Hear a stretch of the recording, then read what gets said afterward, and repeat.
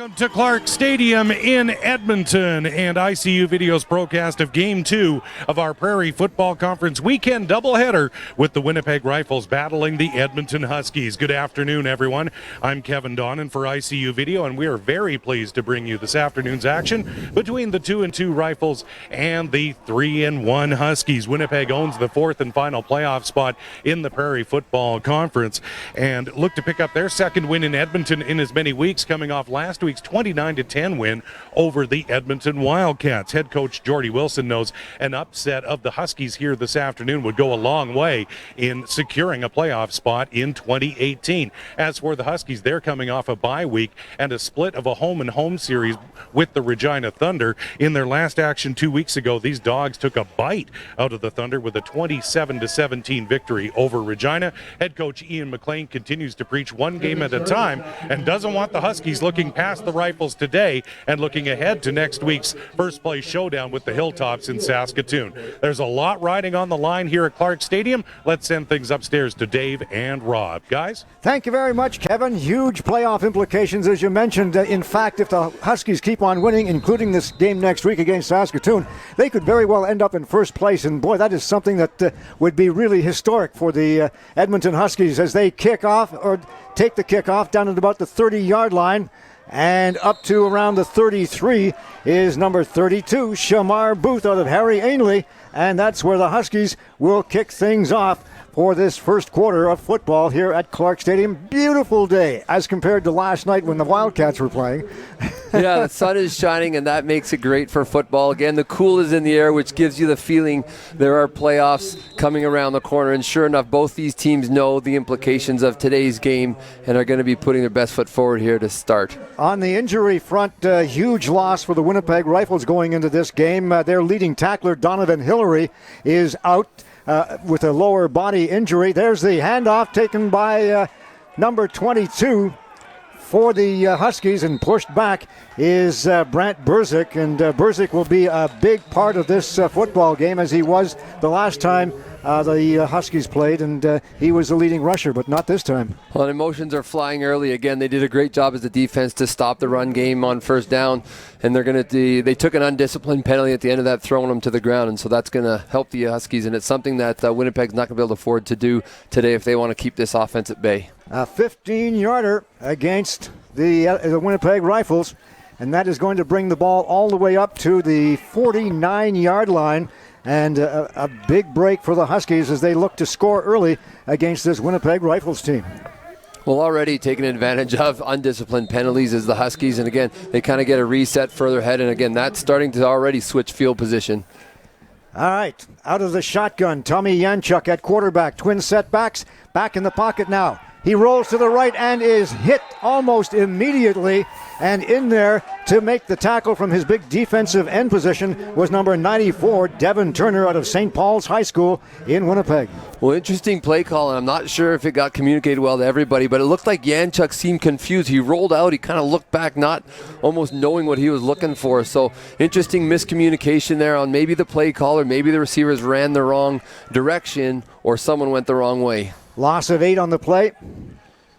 It'll be 2nd and 18. Play action, back in the pocket now, looking downfield long. He's got a man wide open. Harrison Cable at the 25-yard line.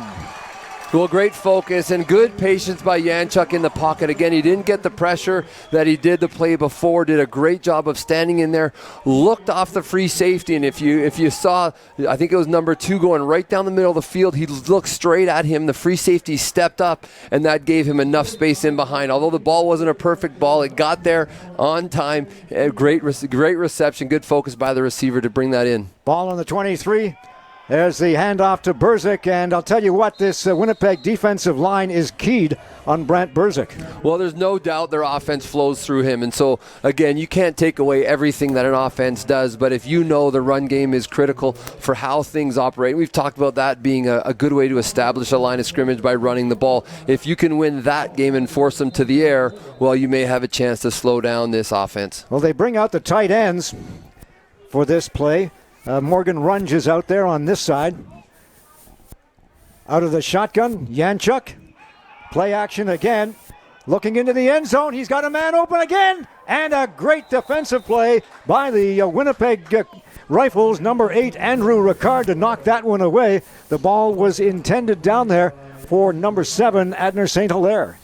So the first ball that we saw Janchuk complete down the middle had a little flutter to it, and he's the same thing on that ball. He actually had flutter, but the DB stayed with it, recovered, and made a great play, not taking a penalty on pass interference, but getting that left hand up to knock the ball out of the way. So great recovery by the DB after he was beat. We got to expect we want to see Janchuk deliver that ball a little bit quicker and with a little bit more zip on it, so the DB does not have time to close on the receiver. All right, it's field goal time from the 32-yard line, and it is good. And with 12:10 to go in the first quarter, the Edmonton Huskies will take a 3-0 lead. The field goal, of course, kicked by Cole Sabarin, who continues to be among the top 3 scoring leaders in the Prairie Football Conference. Yeah, and it's nice first drive of the game. Huskies go down, although they would have loved to have 7. They got 3. Get on the board early, which again, you could see some success from the offense. They're going to have to look at what they did and what they did well, but what they also didn't do. And they're not running the ball well yet, so we're going to see they're going to probably have a conversation with their offensive line and say, why are we not getting the holes? Why are we not getting the space? And again, you want to win that battle between the offensive line and the defensive line. And I would have to say, from a run game standpoint, Winnipeg's defensive line did a better job. For pass protection, obviously the Huskies had a little bit of success throwing the ball. Well, I talked to Ian McLean about that defensive line of the Rifles. He says it's the best in the league. That doesn't surprise me. Yep. Back in the pocket now. This is Riley Nyox getting the start at quarterback, and it is complete just shy of the midfield stripe, taken there by number 86 rather, Shakoy Salent. Well, and that's how you want to respond as an offense. Your defense just kind of got marched down, got a field goal. Offense comes back, and this may be a day where it just kind of goes punch for punch all day long, and the team to swing the last punch may be the ones coming out victorious today. Gain of about 18 on the play. It'll be first down. The ball on the 53-yard line. Over center. There's the handoff from Drennan Bush as Bush comes in. Oh, ball comes on the ground. Again, we saw a lot of that last night in the slick conditions, but ball came out. Fortunately for Winnipeg, one of the other players jumped on it before the Huskies had an opportunity to take advantage of that fumble. Well, I talked to Jeff Tobert, the defensive coordinator for the Huskies, before the game, and he said if they happen to bring Drennan Bush into this football game, it's going to be a totally different situation with a lot of different looks on offense because he is such a good runner, and he is out there on this series of plays. Back in the pocket now. Looking over here, it is complete at the center field stripe. And coming up on the play was from his linebacker position was number 43, Cole Lindbergh out of Ardrossan to help out on that tackle. Yeah, great job of reading that early enough to get there. And again, the first man in slowed him up enough to let the teammates come in and finish off the tackle, forcing a third down here and again getting the ball back into the hands of the offense.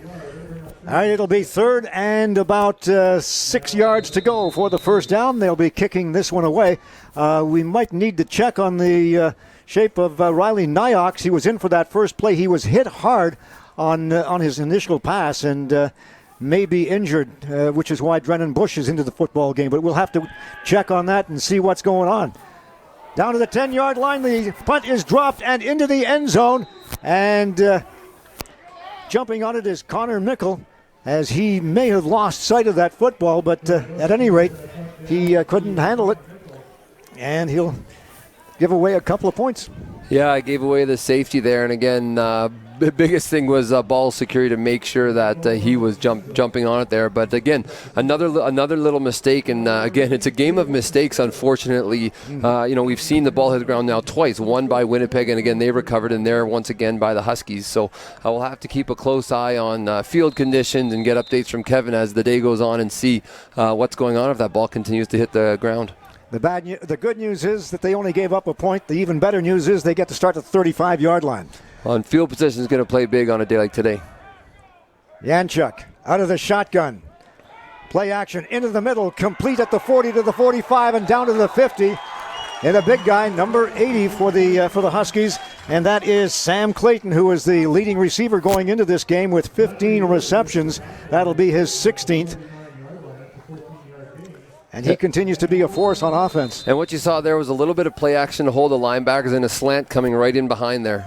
This time he gives it away to Rozak, and Rozak on that read option takes it up for a gain of about maybe a couple yards on the play. Yeah, and that again, you talked about that defensive line, and early on you can see them totally winning the battle, and they are just eliminating the threat of the run game, doing a great job now. The responsibility is going to have to go here on 2nd and 8 to see if they can contain the receivers of the Huskies and see if they can eliminate them from getting a first down. Motion goes to the left, back in the pocket now. There's the screen pass to Rozak. He couldn't handle it. It was just a little bit low. He had to go down for it, and it slipped out of his fingers. And that will mean a 3rd down and a punt for the Huskies as that Winnipeg Rifles defense holds again. Well, I like the creativity of the offense deciding to try to get the ball into the hands of Rozak a different way. But Winnipeg obviously doing their film work, recognizing, okay, screenplay set up. They were all over him right from the get-go on that play.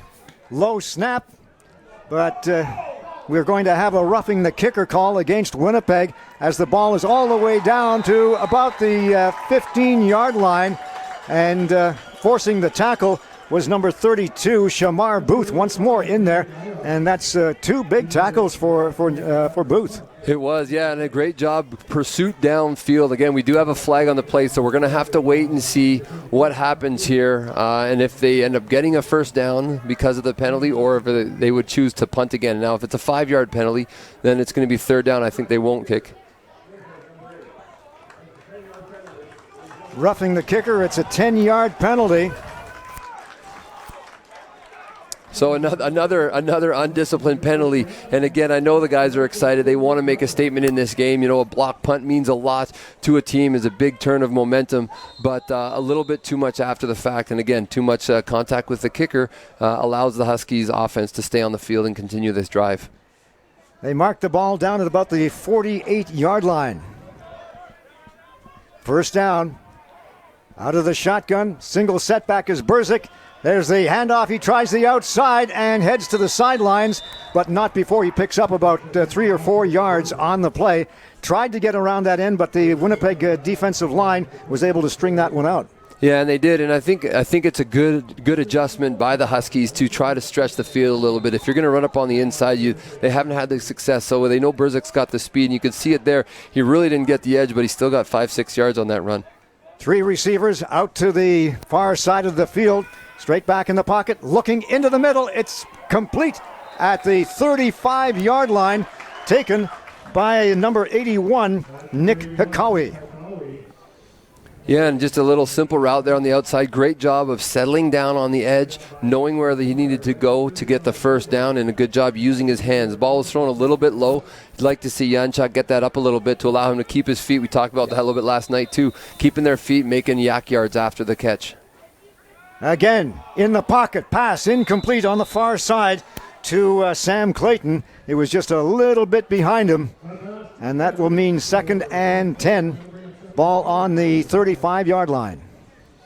And if I was his coach, I'd tell him to keep his hands out in front of him, because you could see as he went to kind of dive back, he came back to the ball, which again would be an encouragement. You want a guys working hard, get back to the ball, but try to keep the ball out in front of you, because when you let the ball pass by, you almost lose vision of it if your hands are kind of behind you on those crossing routes, or when it's a something coming in from the side. So Rozak on the play action, and the pass is into the end zone, incomplete, in and out of the hands of Hikawi. He had position on the defender, but just couldn't hold on to it as he hit the ground. Well, and that was some pretty good coverage there. Again, he was in behind him. The ball just came up a little bit short. If he could have given him a chance to go high point the ball, but the ball was a little bit short, and so you want to see him deliver the ball a little bit earlier so he's got a little bit of space. But nonetheless, you saw him. He almost made that catch with one hand, kind of underneath the defender, and so great job there of the effort, but unfortunately he couldn't quite come up with it. All right, and they try the shuffle defense as everybody now lines up along the line of scrimmage. There's the snap. The ball is down. It's up, and it is wide to the right. Taken in the end zone.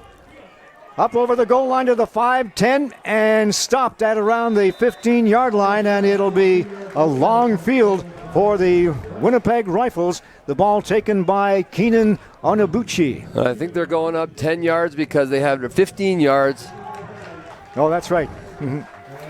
They'll take it up to And again, they had 2 guys off the edge. Winnipeg brought 2 guys off the edge clean. And although they didn't get the ball, if they would have got the ball, they would have been fine. They missed the ball. And I think they ended up running into the holder, because the holder is also a personnel who's not allowed to be run into. So the kicker and the holder are protected by the rules. And in that case, I think it was he ran into the kicker when he was diving for the ball. And so what you need to teach your guys from a teaching standpoint is you want to kind of go across the ball. You want to go and cross in front of it where the ball is going to travel, not where the holder is.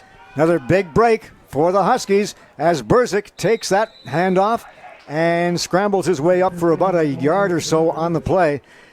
It'll be interesting to see what kind of adjustments they need to make to get to break Rozak out of that backfield. You mentioned him going wide just to shake things up a little. They may need to go back to that. Well, obviously they want to stop the run, and we've already seen a little bit from the offensive coordinator saying, hey, let's do some play action and quick routes in behind the linebackers, because you can see there, even on this play, the linebackers, the first thing they did was they stepped up. And then, again, you bought him time, and now he's got time to throw. He just came up a little bit short on that one with the ball. He did, and what a great job of blocking by Brant Rozak. He took on a guy, well, Burzak's what, 5'5", 5'6". He took on a guy that had to be 6 foot and a couple of 100 pounds, and just took him to the ground, just cut his knees out from underneath him. Well, yeah, and you got to stay low when you know you're going to be outsized and outmatched in strength. You got to stay low and use the fundamentals of blocking in order to buy your quarterback some time. Brant Burzak is generous 5'6", very, very generous, but he is like a pinball out there, guys. He is the call in the wheel. There's the field goal once again, an attempt from the 25-yard line. This time it's good, and another late flag on the play. Are they going to call this one back? I'm not sure. We'll see what happens here. It seems like the word is that it's gonna stand. Holding against the Huskies.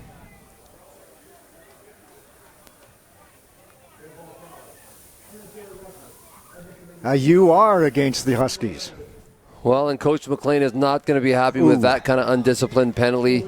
You know, the defense has done fairly well, and now they've really got outside. They're at the 50-yard line now.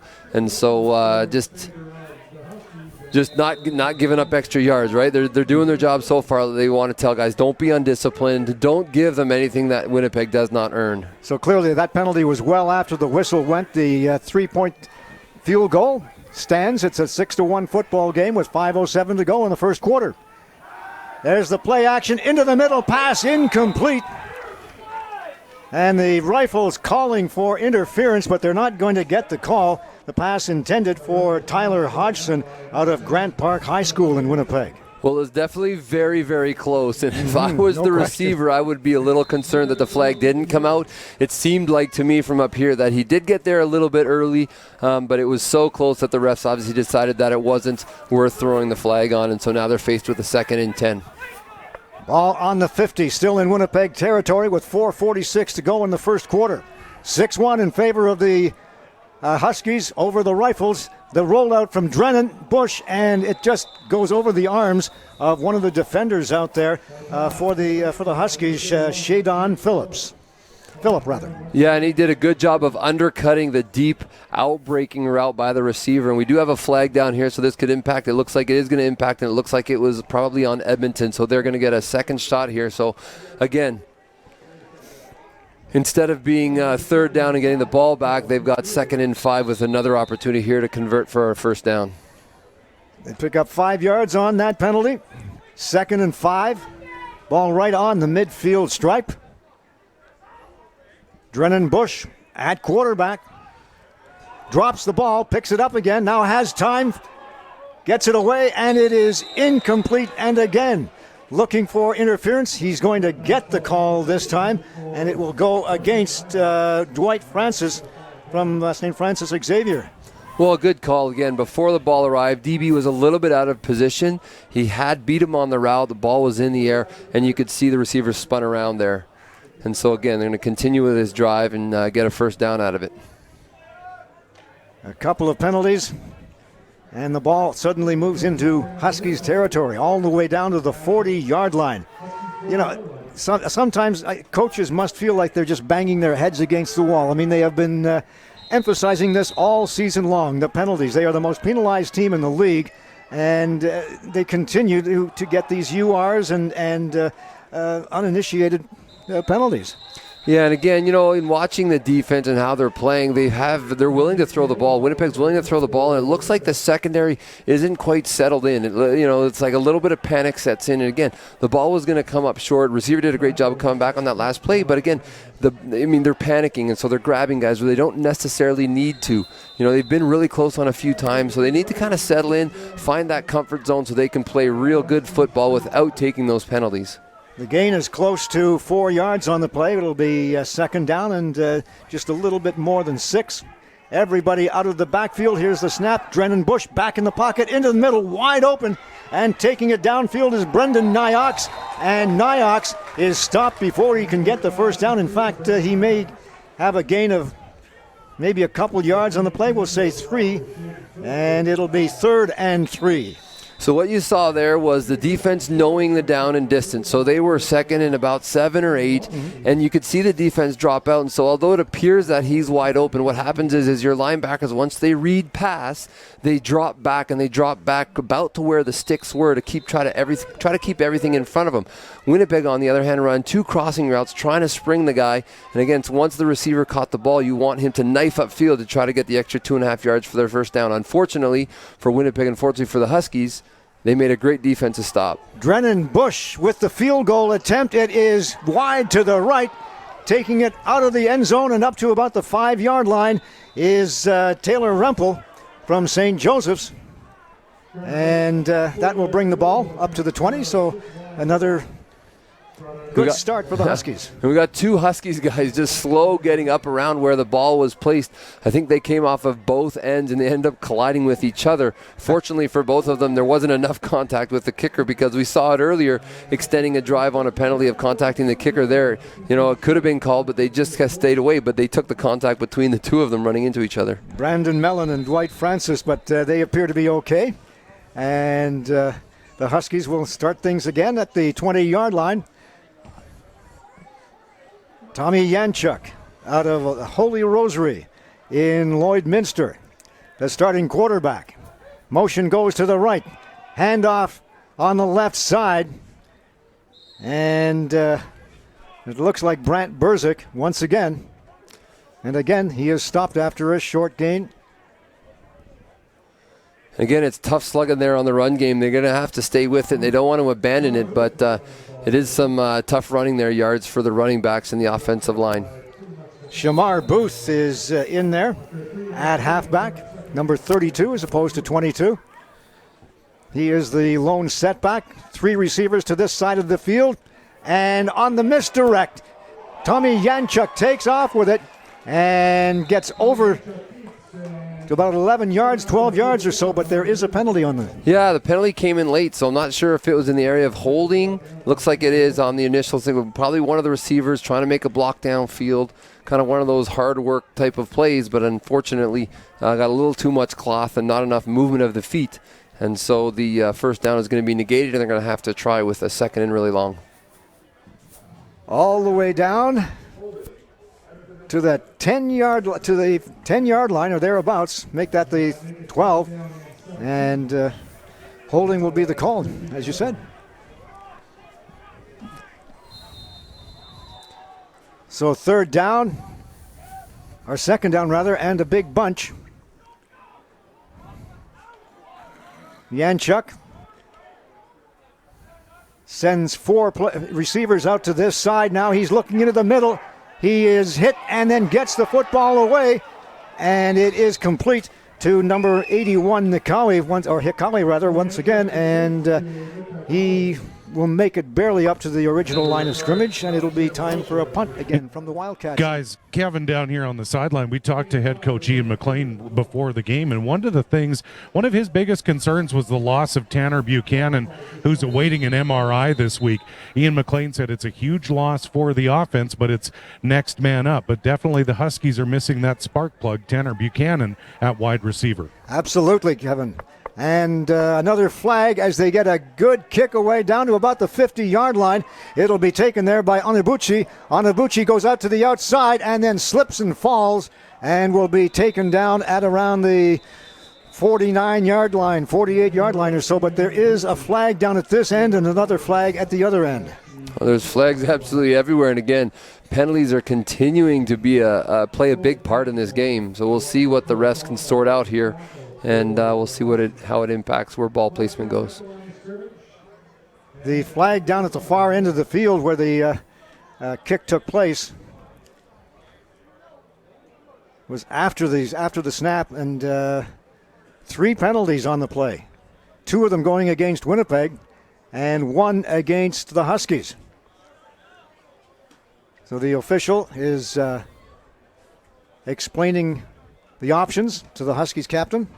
I think he's doing charades down there. His hands are going in this direction, that direction. We'll see who guesses first where the ball's going to be placed.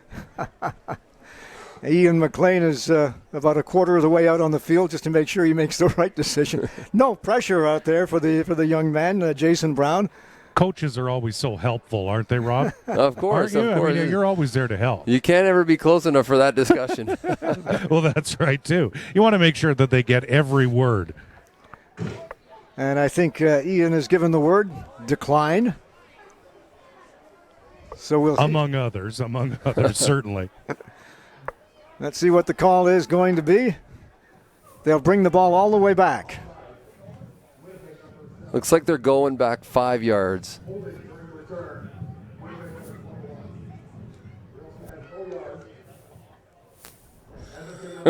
Oh. And I'm pretty good at charades, so I think what happened there was it was offside, holding, and no yards. And so I think Winnipeg ended up gaining 5 yards out of it, and the Huskies are going to be forced to punt a second time. All right. This is Cole Sabarin standing at about the goal line. And now they're going to move the getting ball 5 yards more.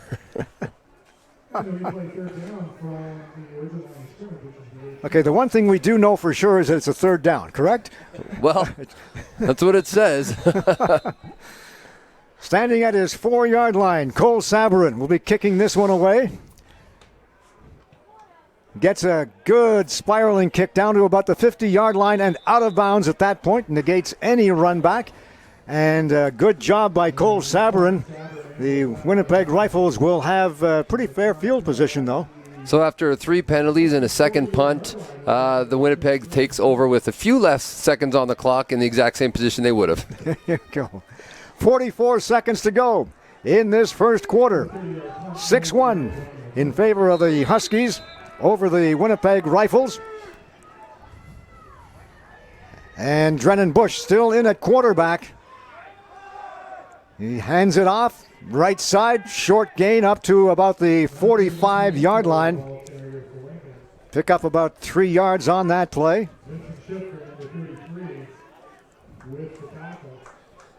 In on that tackle was Vincent Schiffner, one of your former players. Oh, former player, very proud of him. He's doing well and working hard. And again, that defense is, both defenses really are making their run game hard to establish on both of these offenses today.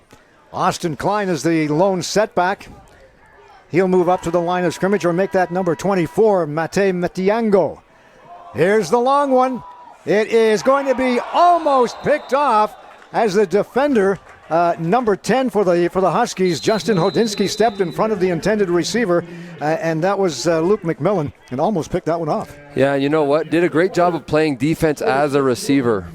Okay, let's go downstairs. Once again, here's Kevin. Well, thanks so much, Dave. The Edmonton Huskies want to congratulate the latest inductees of the Edmonton Huskies Hall of Fame who were recently enshrined at the Huskies annual fundraising dinner last weekend. ICU Video and the Huskies would like to congratulate the class of 2018, Mike Yurchuk, who was a builder with the Huskies, Monty the Merc Ford, a builder and trainer, Dr. Dennis Kaditz, a player and coach, and of course a lot of Eskimo fans will remember this name, Tom Richards, player, an ex-Eskimo and ex-Strathcona Lord. Of course, Simeon Rodier, player in the 2000s, and Larry Tibble, a player, coach, and current member of the organization and board. And from all reports, it was a wonderful evening for the annual Husky Foundation dinner. And of course, the Huskies want to thank all of their fans and supporters for contributing that evening. And it was definitely a wonderful, wonderful evening for the Huskies and to show off that Husky pride, guys. Thank you very much, Kevin, and just a great night, no question about that. While we're on the subject of thanking people, we'd like to thank some of the sponsors of this Edmonton Huskies football team, the Eskimos, Eskimo Excavators, Hertz Equipment Rentals, the Glenn Sather Sports Medicine Clinic, the Gender-Based Violence Protection Program, 2020 Photographic Incorporated, the Husky Alumni, the RBC Group, Jason Greger and TSN 1260, and ICU Video Productions. A lot of great sponsors. Really helps out the team, too. So interesting end to the quarter where we got 6-1. Again, not a lot of offense. And again, they've been able to move the ball. But once again, we're seeing two offenses struggling to get it into the end zone. So we'll see here how this goes with Winnipeg kind of poised to kick the ball away here. And the Huskies having one more opportunity with a little bit of change in field position. Now we'll see if special teams can impact where the offense starts here. And guys, we haven't been able to say this in so very long, but what an absolutely beautiful day at Clarke Stadium. I mean, if someone could explain what that big yellow dot is in the sky to me, I'd appreciate it. But what an absolutely gorgeous afternoon for football, guys. Here's the punt. It's going to be a short one down to about the 20-yard line. The ball is bouncing, and there's a race for it as the punter gets out there. And the punter, I think, got to it in time, and that was Drennan Bush, but we'll have to wait and see what they call. There is a flag, obviously. Well, I think the flag may have come in for no yards, but the officials are talking, and I think if it was the punter in there, they'll pick up the flag. There won't be a penalty, and Winnipeg's offense may be able to come back onto the field. Well, Drennan Bush is still out there. And yes, indeed, he did recover his own punt.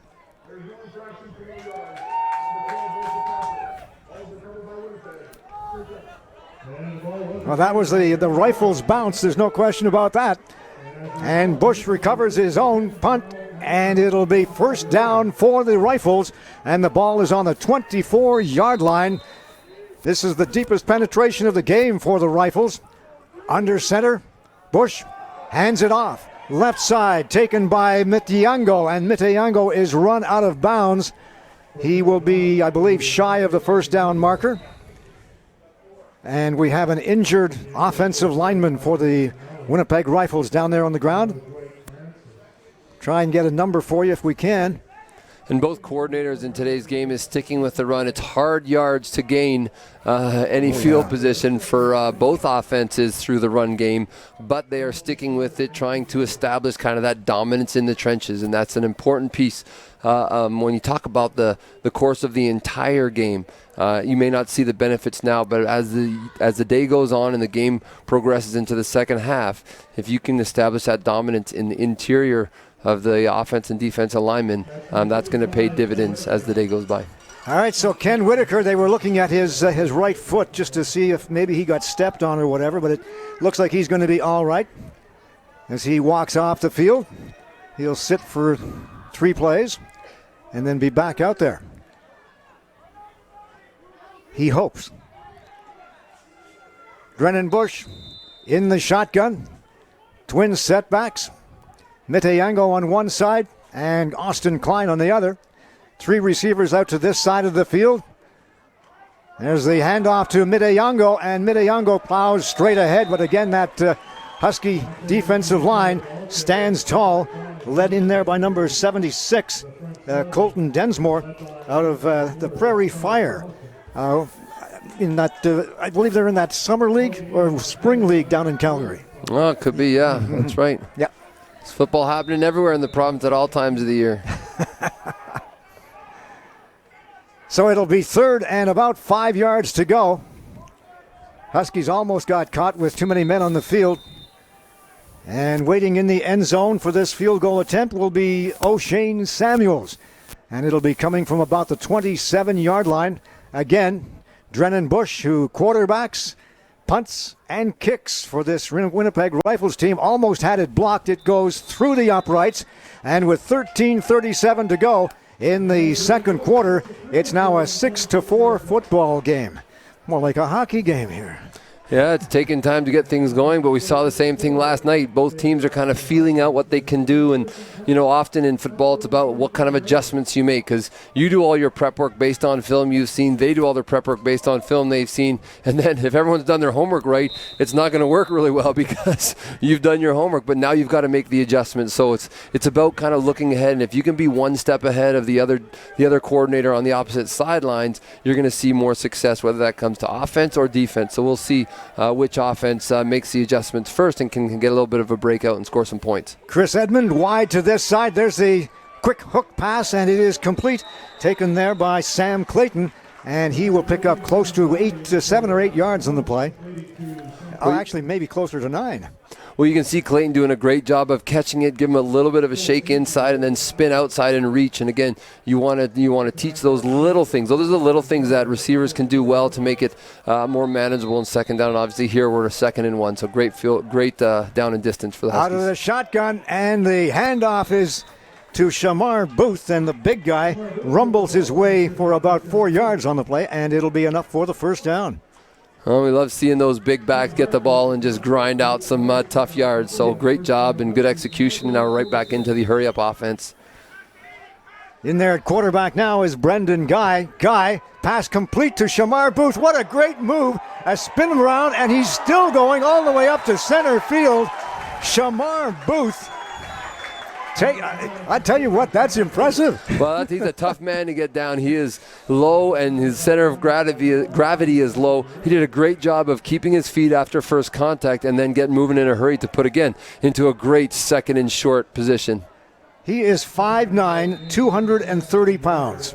So, yeah, low center of gravity. No question about that. I wouldn't want to tackle him either. There's the play action to Booth. Getting out of the pocket, running downfield and firing.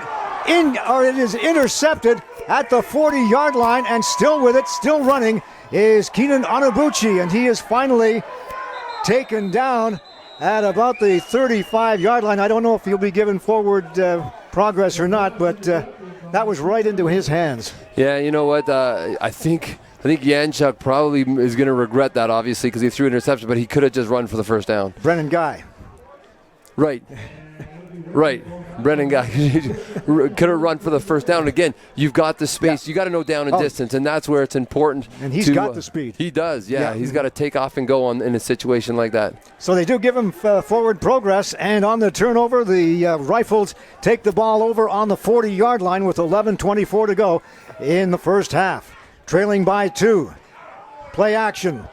Back in the pocket. Firing downfield. It is intercepted at the center field stripe, taken by Justin Hodinsky. Hodinsky still running along the sideline, still going, and finally knocked out of bounds. So a little tit for tat, as they say. Well, and again, we've got a flag that's going to probably move some of the return back, but I think the interception's going to stand. And again, it's exactly what you don't want your offense to do. You get a turnover, you get a break, a chance to take captive of the momentum in the game, and they gave it right back with a ball that just sailed high over the receivers. And Johnny on the spot was there ready to pick it off in a great return. All right, we'll wait for the call on that flag. It is going to illegal block. And that will bring the ball all the way back to about the point where it was intercepted at, really, which is around the 48-yard line, or make that 53-yard line. Yeah, and again, good starting field position. You can't complain about that after giving the ball up and not giving up a whole lot of yards. They've got the ball back, and now we'll see if the offense can get going again. Brendan Guy still in at quarterback. Single setback. There's the play action again to Rozak, rolling out of the pocket, firing downfield. It is long, and it is over the head of Nick Hakawi. Well, and you can see the mobility of the quarterback and how that can create more time. So his first read isn't open. He buys himself a little bit of time. Now, unfortunately, his escape route there was to the short side of the field, so he didn't have a lot of space to go. And again, the throw downfield sailed just a little bit out, which often can happen when you're rolling to that side of the field. So it's a really tough throw because he positions himself as a quarterback almost right behind the receiver. Mm-hmm. So the window for him to throw becomes so small, and in that case, it was just a little bit out of bounds. Again, out of the shotgun. Guy looking into the middle. He's got another guy wide open. Harrison Cable at the 10-5. Touchdown! Well, we talked about who's going to step up for the receivers that are out of the lineup, and we've got guys already doing their job in a great ball. We talked about delivery and on time. Again, a little bit of mobility creates a space in the middle of the field. The safety moves to the far side of the field, and away he goes. Now we'll see what happens here. There is a flag on the field. Not sure which way that's going to go. They're talking to the Huskies. Now they're talking to the Rifles, so we'll have to wait and see what happens here. But they're going to move. It is against the Huskies.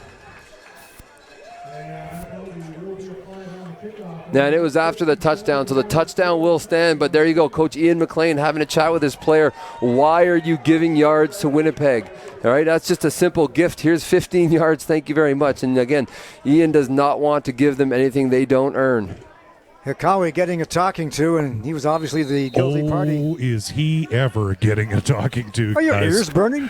Oh boy, I'll tell you, like, and that's what Ian's talking about right now is just too many mistakes, too many undisciplined penalties, and that's been the story of the Huskies season is the struggle with that they are the most penalized team in the PFC, and right now Ian McLean is definitely preaching discipline and patience among everyone in terms of taking penalties. He just yelled at his team. He turned around and said, "This has got to stop, guys." Cole Sabarin's point after, Kevin, is good, and with 10:14 to go in the first half, it's a 13-4 football game in favor of this Edmonton Huskies squad. Well, the Huskies are going to be happy they were able to kind of strike first for the major and just kind of extend that lead a little bit. But again, as Coach McLean was saying to his players, they've got to be disciplined. They cannot give anything to Winnipeg. And so the penalty here, we're going to see the results of that penalty here on the kickoff. And they will be, well, we're waiting to see what the officials have decided here. They're still talking things over, and now they're going down into the end zone. I think what happened is I think there was an offside on Winnipeg, if I heard that correctly, and so that will be applied to the kickoff, which will go against the unnecessary roughness penalty on the touchdown, and they're going to have to re-kick this convert. So again, choice by the coach. You can choose to decline and take the convert for granted, and you've got it, but they've got to now go out and re-kick it, and so we'll see the impact again on the kickoff where all the penalty yards are going to be applied. And you can never underestimate the importance of that single point in this league. You just don't know when it's going to come into play. All right, once again, the point after from Cole Sabarin. It is up, and it is good. And again, with 10:14 to go, it's a 13-4 football game. It's still 10-14. Now, just a minute. It's still let me just check on that, okay? All right. And that's not to make fun of the officials. It's just one of those. It's actually a coaching decision. And well, when you can get 5 yards back of a penalty that you've already taken, and you're pretty sure your convert is automatic, which again they've been pretty good off the. Oh, Cole Sabarin is one of the best in the league. Solid leg there. So again, take the 5 yards, get a little bit of that field position back. But you can see the Huskies are marched back a little bit further than normal. So they will be kicking off from about the 25-yard line. This will give the Rifles just excellent field position. Well, and that's going to be 20 yards deeper than they usually kick off because they're usually at the 45. And so the offside must have been actually someone on the Huskies must have lined up offside on their offense, which is really unfortunate on that convert. And so both penalties now that we've seen in the touchdown and the convert have gone against the Huskies. And so almost automatic good field position here. We'll see what happens with this kickoff and kickoff return team. All right, Sabarin gets a good one away. It'll come down to about the 30-yard line. And at that point, taken there by number 86, Shakoy Salent. Salent still going and finally stopped at about the 40, so a run back of close to 10 yards on the play, and not bad field position for the Rifles. You know, pretty good for the Rifles, but actually kind of a success for the Huskies, considering they had to kick it off from 20 yards deeper than they normally do. And usually for kind of football fans across the CFL and the junior ranks and the CIS, usually a 35-yard line is kind of the mark for a decent return. So if you get it out past the 35-yard line, it's a good return. If you're behind the 35-yard line, then maybe it's not so good. So again, only giving up 5 more yards after a 20-yard penalty is pretty good for the Huskies. Drennan Bush at quarterback. He'll hand it off on the far side. Mate Miteyango. And he is going to be stopped for a short gain. They'll put the ball down right about the 40-yard line, or actually the 39, so a loss of 1. Yeah, and a great job by the defense to string out the play. When we talk about stringing out the play, basically you want to push that running back to the sideline, because the sideline is your friend when you're on defense. And if you can use that to kind of close the door, they did an excellent job on that play of stretching it out, and then the pursuit got to the running back before he could gain any yards. All right, the slot backs are on the move and looking downfield and into the middle. The pass is complete. At the center field stripe, going up for it and bringing it down was Shakoy Salent once again.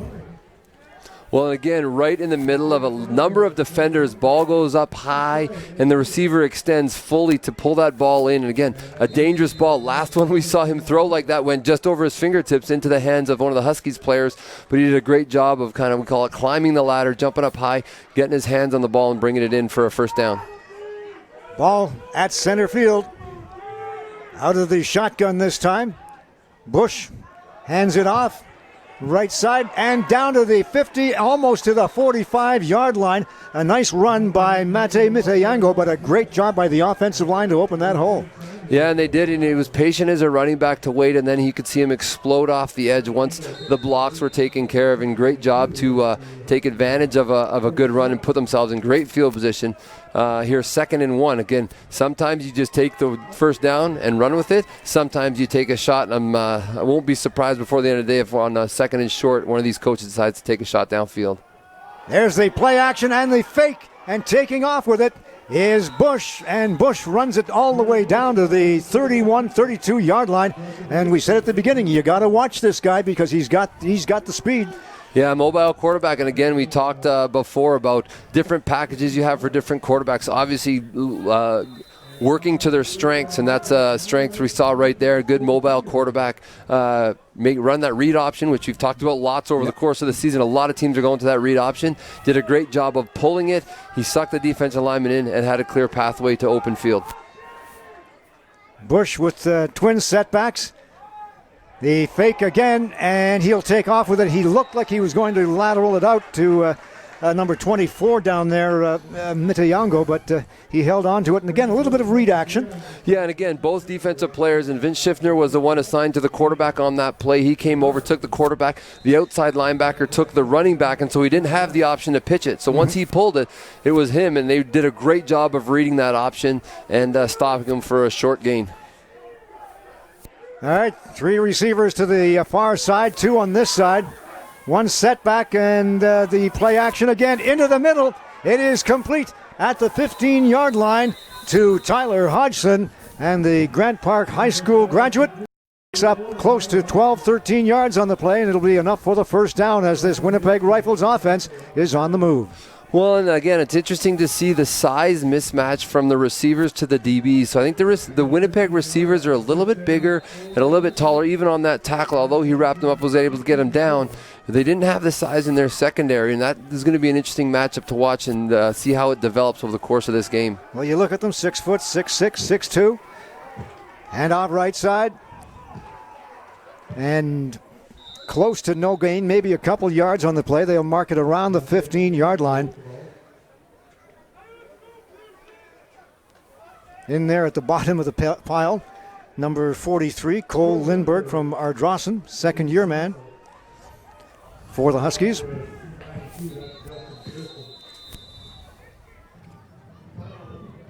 Timeout has been called by the Winnipeg Rifles. Guys, Kevin down here on the sideline coming up at the half.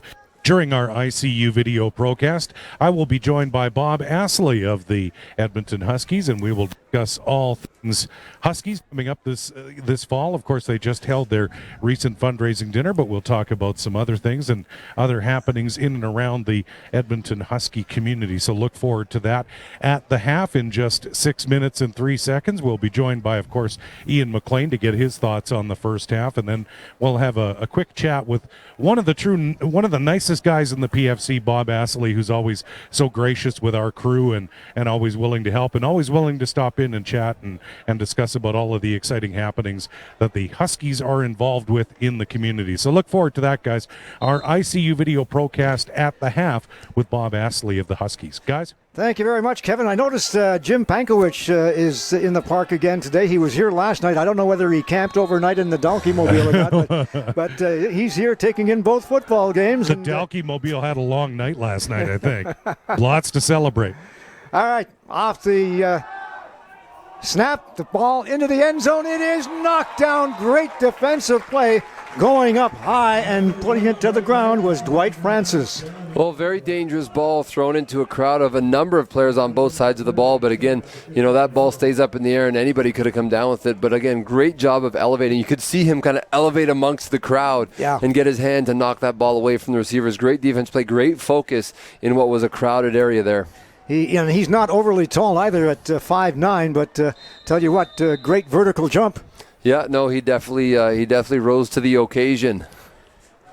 And once again, the Huskies defense will hold, and they will force the Rifles into a field goal. This one from about the 22-yard line. Bush stays out there.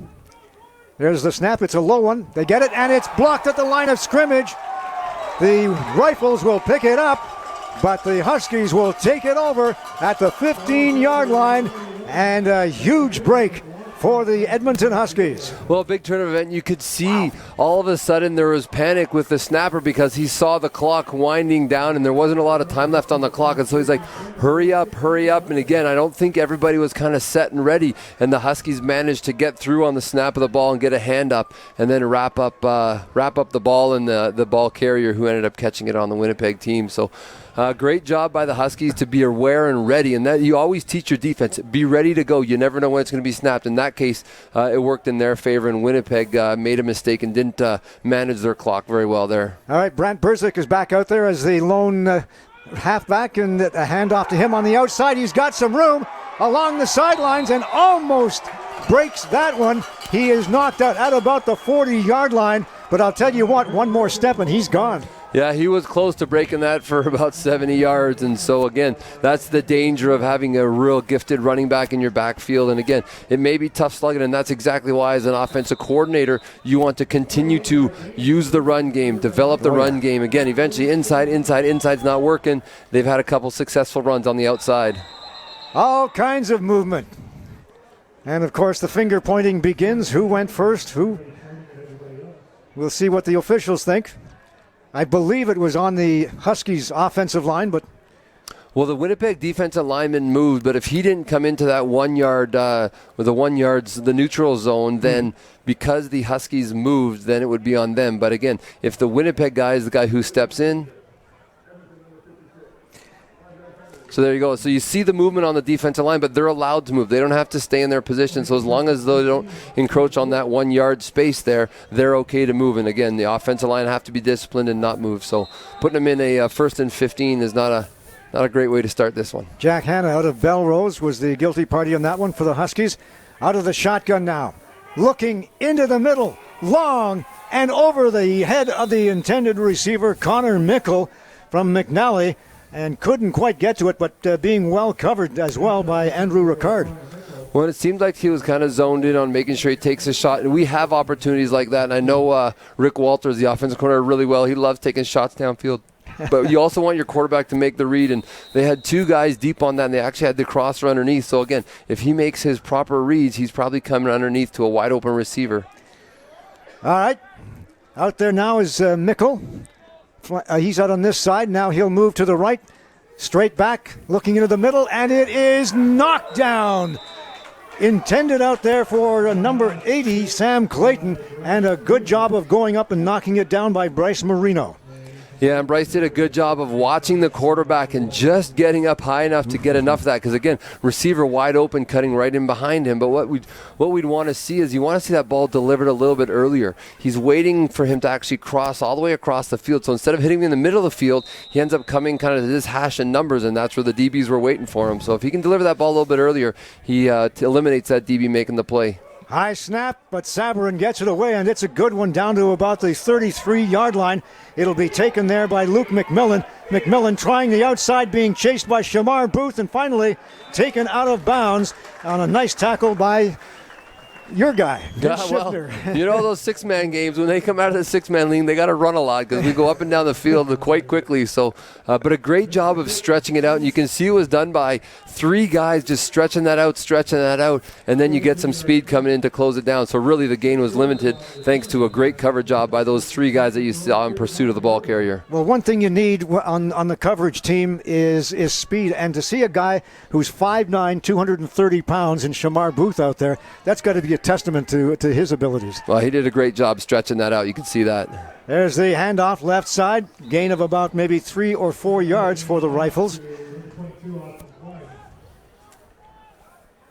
You know, that's the wonderful thing about football is all shapes and sizes can play, and then again, you got to work together. It's not any one person who's going to get it done on either side of the ball, including special teams. So good team defense is going to get it done, and a good unit on special teams is going to help as well. Austin Klein set up in behind Drennan Bush. Now he'll go to the line. Bush now looking downfield, and it is going to be over the head of just about everyone. I think the closest man to it might have been for the Huskies, Dwight Francis. Yeah, again, another ball that sailed on him. Again, looking for the receiver. Again, those can be dangerous. Fortunately for Winnipeg, there wasn't a free safety or a deep zone player in behind ready to pick that off. But again, that's two balls now we've seen on that side of the field specifically that have sailed over the receivers' heads. 3:19 to go in the second half. Or in the first half, make that. Second quarter. It is the Huskies 13 and the Winnipeg Rifles 4.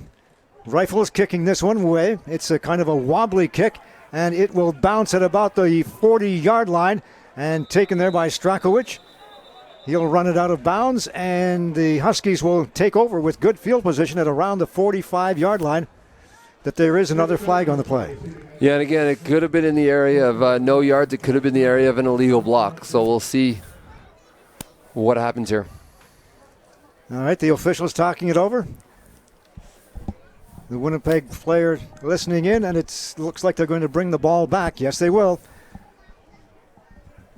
It'll be 10 yards back, and it will be going against the Huskies.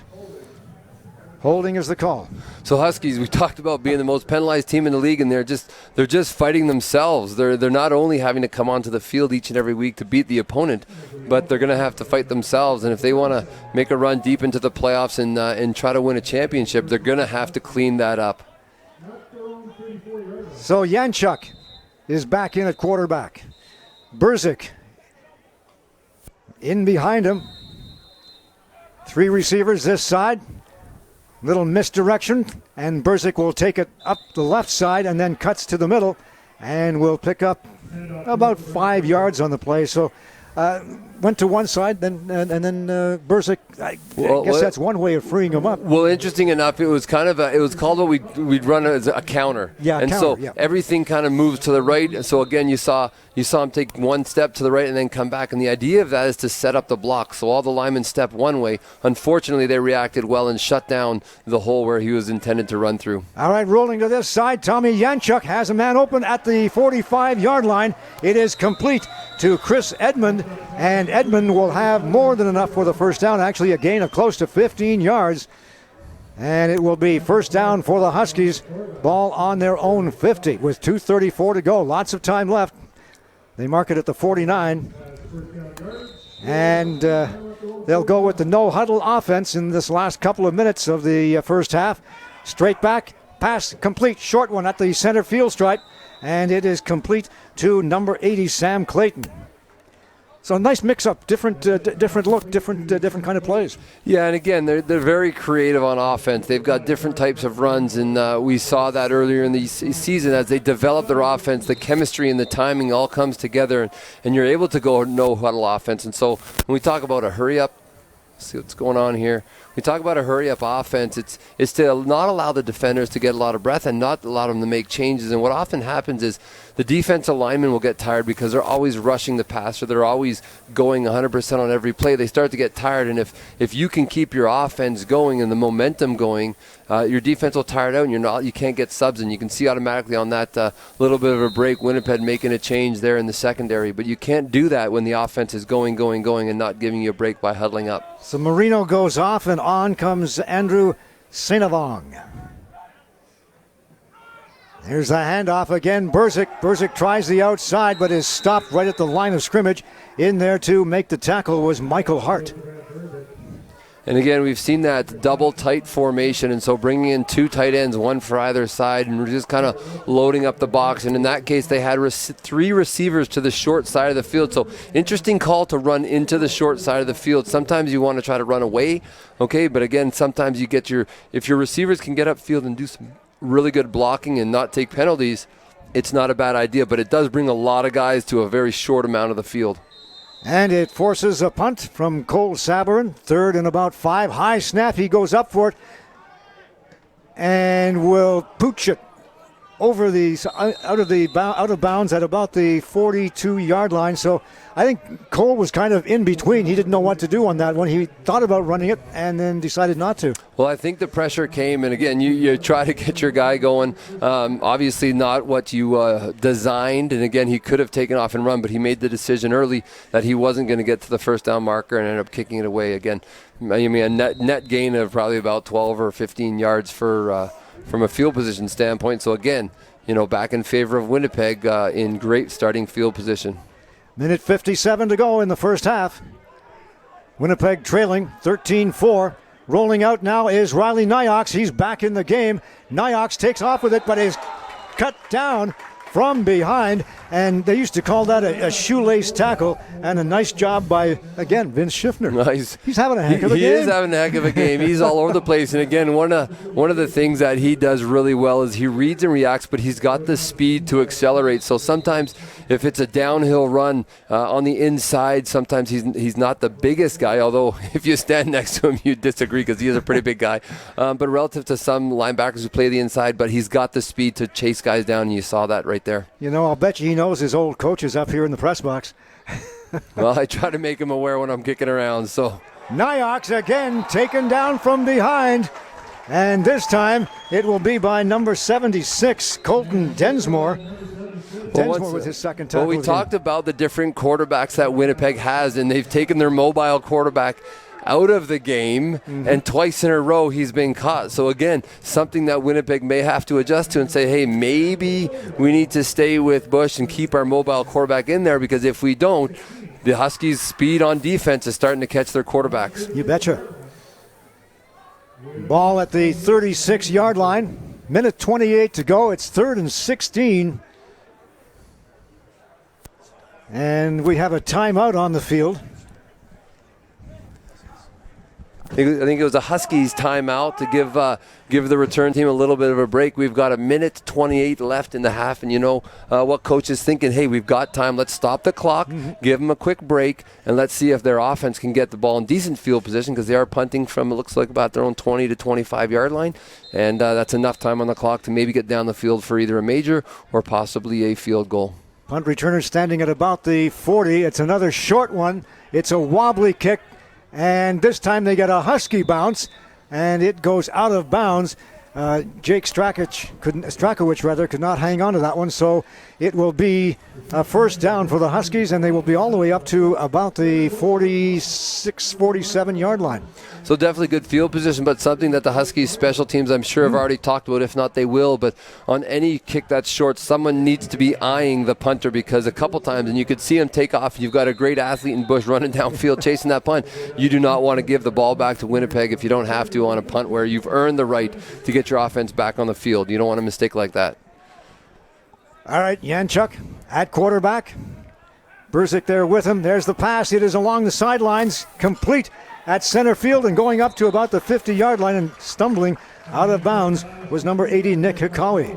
Well, when we talk about tackling, that's exactly why you want to wrap up the guy with the ball. Again, he took a shot at him, he got a good hit, and he was so close to the sidelines, you kind of assume as a defensive guy he's going to get out of bounds, but he did a good job of put his hand down on the ground, kept his feet, and ended up getting a first down. Gain of 13 on the play now, rolling out. This is Janchuk. Pass is incomplete, little bit low, but certainly catchable and intended there for number 87, Chris Edmond. Well, Edmond did a good job of going down. Again, he was kind of on the ground, so it's a really hard position, obviously, to make a catch. The ball was low. If he could have got that up a little bit higher, it would have been a guaranteed catch there. But again, they've got to be able to execute that, especially at this time in the game with only a minute 2 left in what is already still a close game. They would love to get a few more points on the board going into the half and capture some more momentum. All eyes on the bench. The signal comes in, and taking off with it is Janchuk. Calls his own number and will pick up close to 5 yards on the play, but it'll be 3rd and long for the Huskies. A little bit of quarterback draw action. Yeah, you talk about the little pieces, and again, I mean, nothing wrong with a 5-yard run, but when it's 2nd and 10, the defense is going to give that to you, and that's why it came down to, the little things like this catch on the sideline instead of 2nd and 1, which you've seen them in a lot when they complete those passes. 2nd and 10 is a much different story, and in this case, they weren't able to convert for the first down, and now they're going to give the ball back to Winnipeg with, again, 49 seconds left and counting. Mig gave them an opportunity. There's the fake, the direct snap taken there along the sidelines by Morgan Runge, and Runge is going to get more than enough for the first down. There you go. Great gutsy call, not a lot at risk. You're in there, and even if you turn the ball over, great decision, good heads-up play. I'm just a little disappointed that we didn't actually sniff that one out. Usually we're on top of some of those, but great call by the special teams coordinator and Coach Ian McLean to continue this drive and try to steal some points away now from Winnipeg. Clock running down, 34 seconds. Janchuk at quarterback. Brent Rozak now up on the line of scrimmage. Everybody downfield. And there's the short pass. It is complete at about the 30-yard line, but we will have a penalty, maybe 2. A late one coming up. Well, there's definitely a couple. I don't know if the first one, who it was on, but it looks like the second one, although it was thrown by the judge. It was on the near side, guys. Yeah, they called UR on the near side here. Yeah, I don't know. Did you see the interaction? Because it was hard to see who it was, or if he just called it from this side of the field. He called it from this side of the field as Rozak, the initial contact, it was that secondary contact that the near side official called from this side of the field. That's when the flag went up, is when Rozak went straight back onto his back, guys. And they're pointing downfield with 21 seconds left, and are we going to get a pair of penalties? It looks like it.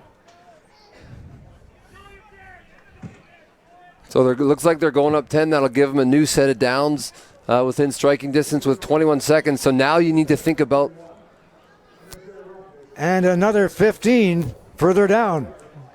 So 25 yards in penalties. Well, that is not what Winnipeg wants going into the half. Again, with only 21 seconds, you're probably limited to 3, maybe 4 plays if you're close. But now you've got 2 clean shots at the end zone, 2 opportunities to get it in without a whole lot of worry. And now we've got a timeout. Winnipeg wants to kind of regroup and see if they can come up big here and keep them off the board from getting a touchdown. Obviously, at this point, a field goal is almost a gimme for the Huskies, but Winnipeg does not want to give up a touchdown here and possibly go down by 6 and then go down by 16 if they were to give up a touchdown going into the half. Ball is on the 7-yard line, and you can bet that Ian McLean and the coaching staff and these players have a great deal of respect for that Winnipeg defensive line. As I mentioned earlier, McLean feels that they are probably the best DL in the entire league.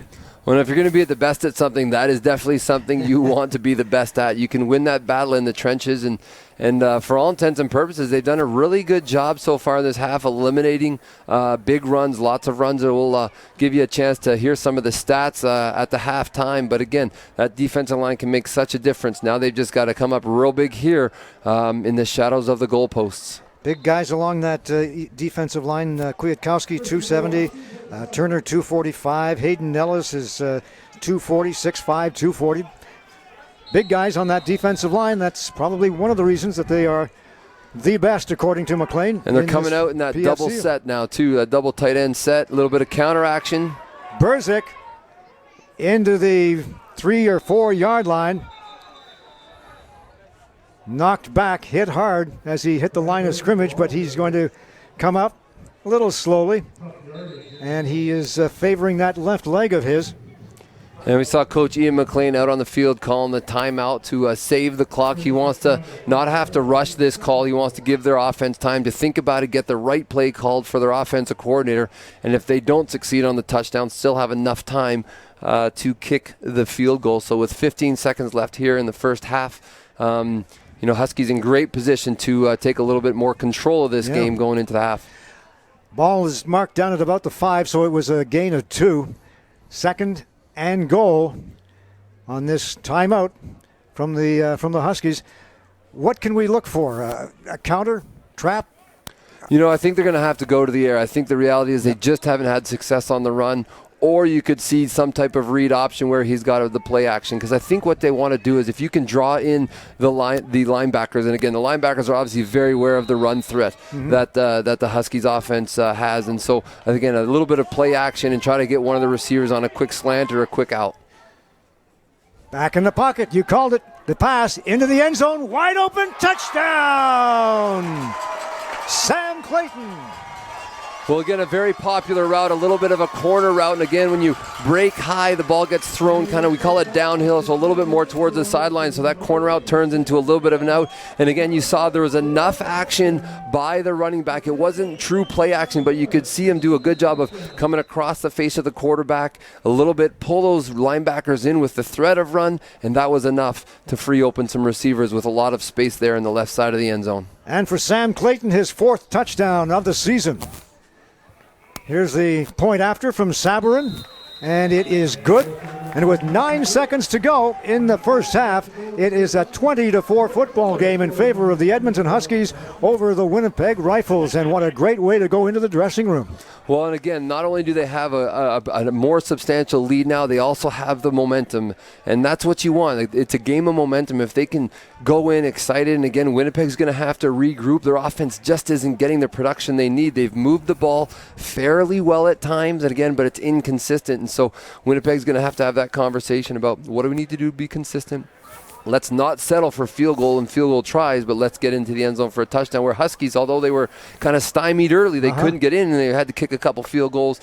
They finally broken loose with a long pass and then a great drive and a great fake punt, which allowed them to keep that last drive alive. And that's a big play in this game, and a great call by the coaching staff and great execution by the players on that punt team. You mentioned earlier that the Huskies offense really didn't look that comfortable, but they certainly have now. There's that little pooch kick down to about the 40-yard line. It'll be taken there by number 81, Dallas Opiola, and he is hit hard. But they will control the ball, and it will be first down for the Winnipeg Rifles with 5 seconds to go in the half. So definitely a decision to keep the ball short, to not get into the hands of the returner. But interesting enough, that with 5 seconds left, you'd have to get one really quick play off to even have a shot at the end zone or have a shot at a field goal. So I think we'll likely see something. And now we've seen a flag come out, and I'm not sure. Oh, Too many men. Go. Too many men on the field. Yeah, you got to sort out your personnel. And that brings it back 5 yards. Well, so as a coach, here's what you do. You throw the ball deep. You hope for a penalty. Because at this point in time, with 5 seconds left, they're likely not going to get 2 plays off. But again, if you can get them downfield on a deep ball and you get a pass interference, they take the ball there or get a catch and a penalty, you may have an opportunity to kick a field goal or one more shot at the end zone. Okay, Nyox elects to hand it off the left side. Pickup of about 5 or 6 yards on the play by Urcioli, and that's the first time we've seen him in this football game, which is interesting because he was slightly injured in that game against the Wildcats last weekend, so he finally gets to see some action, and that will be the end of the first half of football with the Edmonton Huskies leading the Winnipeg Rifles by a score of 20-4. And I like the gait on head coach Neil McLean. He's actually smiling down there, if you can see that. I know he's smiling. I know. This is a rare moment in time, everybody. Well, listen, Ian, big call. That is as big a call. And you know what? Your club needed that at that moment. Yeah, I mean, the fake punt was something that we go in and want teams to have to prep for us. I mean, we want to make sure that when they're prepping for any of our special team stuff, it's a job in its own. So it was a good job. Morgan did a good play. We got a first down, and obviously 7 points to top it off was great. Now, but the one thing that you do have to clean up is some of the penalties. Oh, yeah, you think? Well, I'm just stating the obvious, you know. We preach discipline all week long, and the problem is, and the thing that we're going to keep working on these guys, is it's discipline penalties at dumb times. We got fourth-year offensive lineman pushing a guy late. And that's the first thing we say to them. They got to walk away. They can't react, and guys just won't be playing if they're not doing it. So we've tried to build it into our practices, building how we're doing everything, and we still need some reminders because it's stuff we got to get out of our game. What's the key for your ball club going in to finish this off in the second half? Offensive line needs to start moving. These guys have a good defensive line. They're well coached. They do a good job. But we have to start instigating contact, and that's something that we didn't see for the first part. Starting to come to it now, but our offensive line needs to start dictating the pace a little bit. And again, the penalties. We can't. There's 4 points on the board that shouldn't be on the board. They're all done because of mentals and penalties. So we need to make sure we're taking care of that. Sounds good. Good luck the rest of the way, Coach. Well, that is head coach Ian McLean, and in just a few moments we will be joined by Mike Astley of the Edmonton Huskies as we chat about some of the exciting initiatives and programs coming up for the Huskies this fall. So we'll be joined by Mike in just a few moments' time. Guys, back up to you. Thank you very much, Kevin. Boy, I tell you what, that's the happiest I've seen or heard Ian McLean all season long. Well, I think it's a given every time we talk to him at halftime. He's going to be worried about the penalties. And again, once again, in this first half, they do need to clean up the penalties. Fortunately, they made some great plays on special teams. Big third down, obviously conversion on the fake punt, which resulted in the touchdown. So I think that eased his mind a little bit. But again, he's going to want to clean up those penalties, and it's going to be really, really important.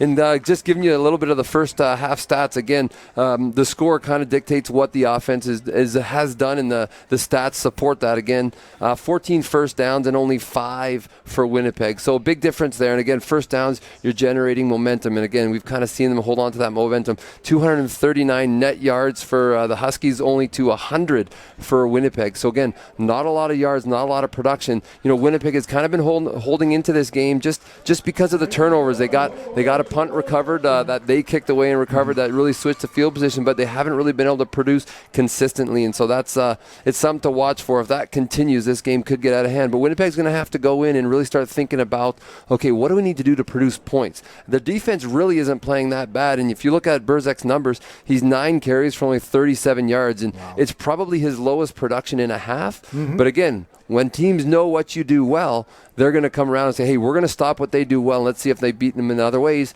And the Huskies have found a way differently today to get some points on the board. Interestingly enough, we did the game last week, of course, with the Rifles in town to take on the Wildcats. Their running game was absolutely phenomenal with Urcioli in there.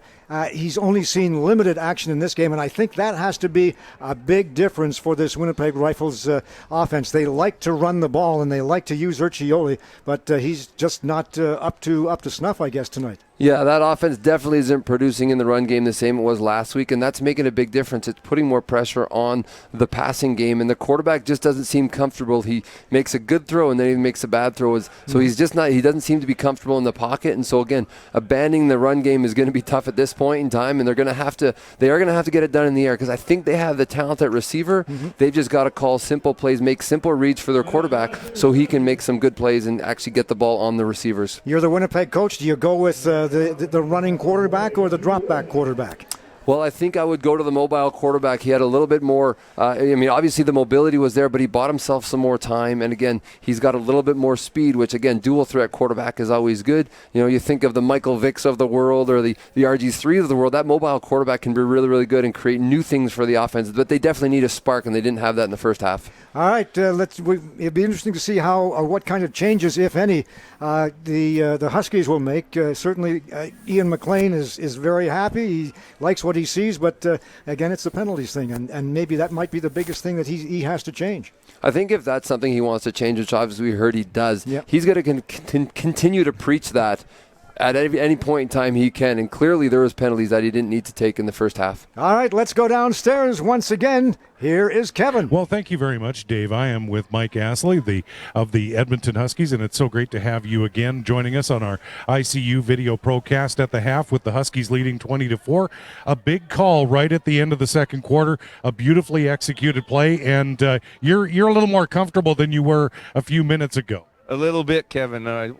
We weren't that good the first half, most of the first half. That was a great call by Coach McLean, the fake punt, and then executing a good pass into the end zone. But I think the coach will not be too happy about a few things, namely the too many penalties, and we didn't get any running game going to speak of. So I think there's a couple of things that will be addressed at halftime. You bet, and we were just having a laugh, guys, because Ian McLean was in such a good mood, but I think we know the secret because he had his three little ones right here at the fence, so he was no wonder he had a smile on his face. So that may not be 100% genuine, but last week you had the annual Husky dinner.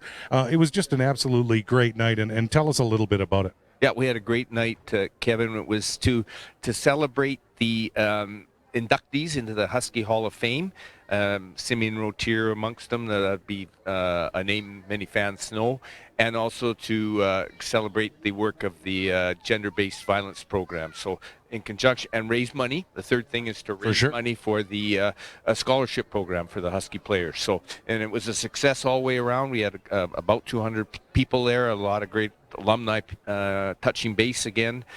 Great night with Jason Moss as the guest speaker, and Brett Sutherland, the GM of the Huskies, or the Eskimos, pardon me, was there, and it was a real good night. Raised quite a bit of money and had some great inductees into the Husky Hall of Fame. Another six, amazing, gentlemen, really that span, all of the decades. I mean, you've got every decade covered.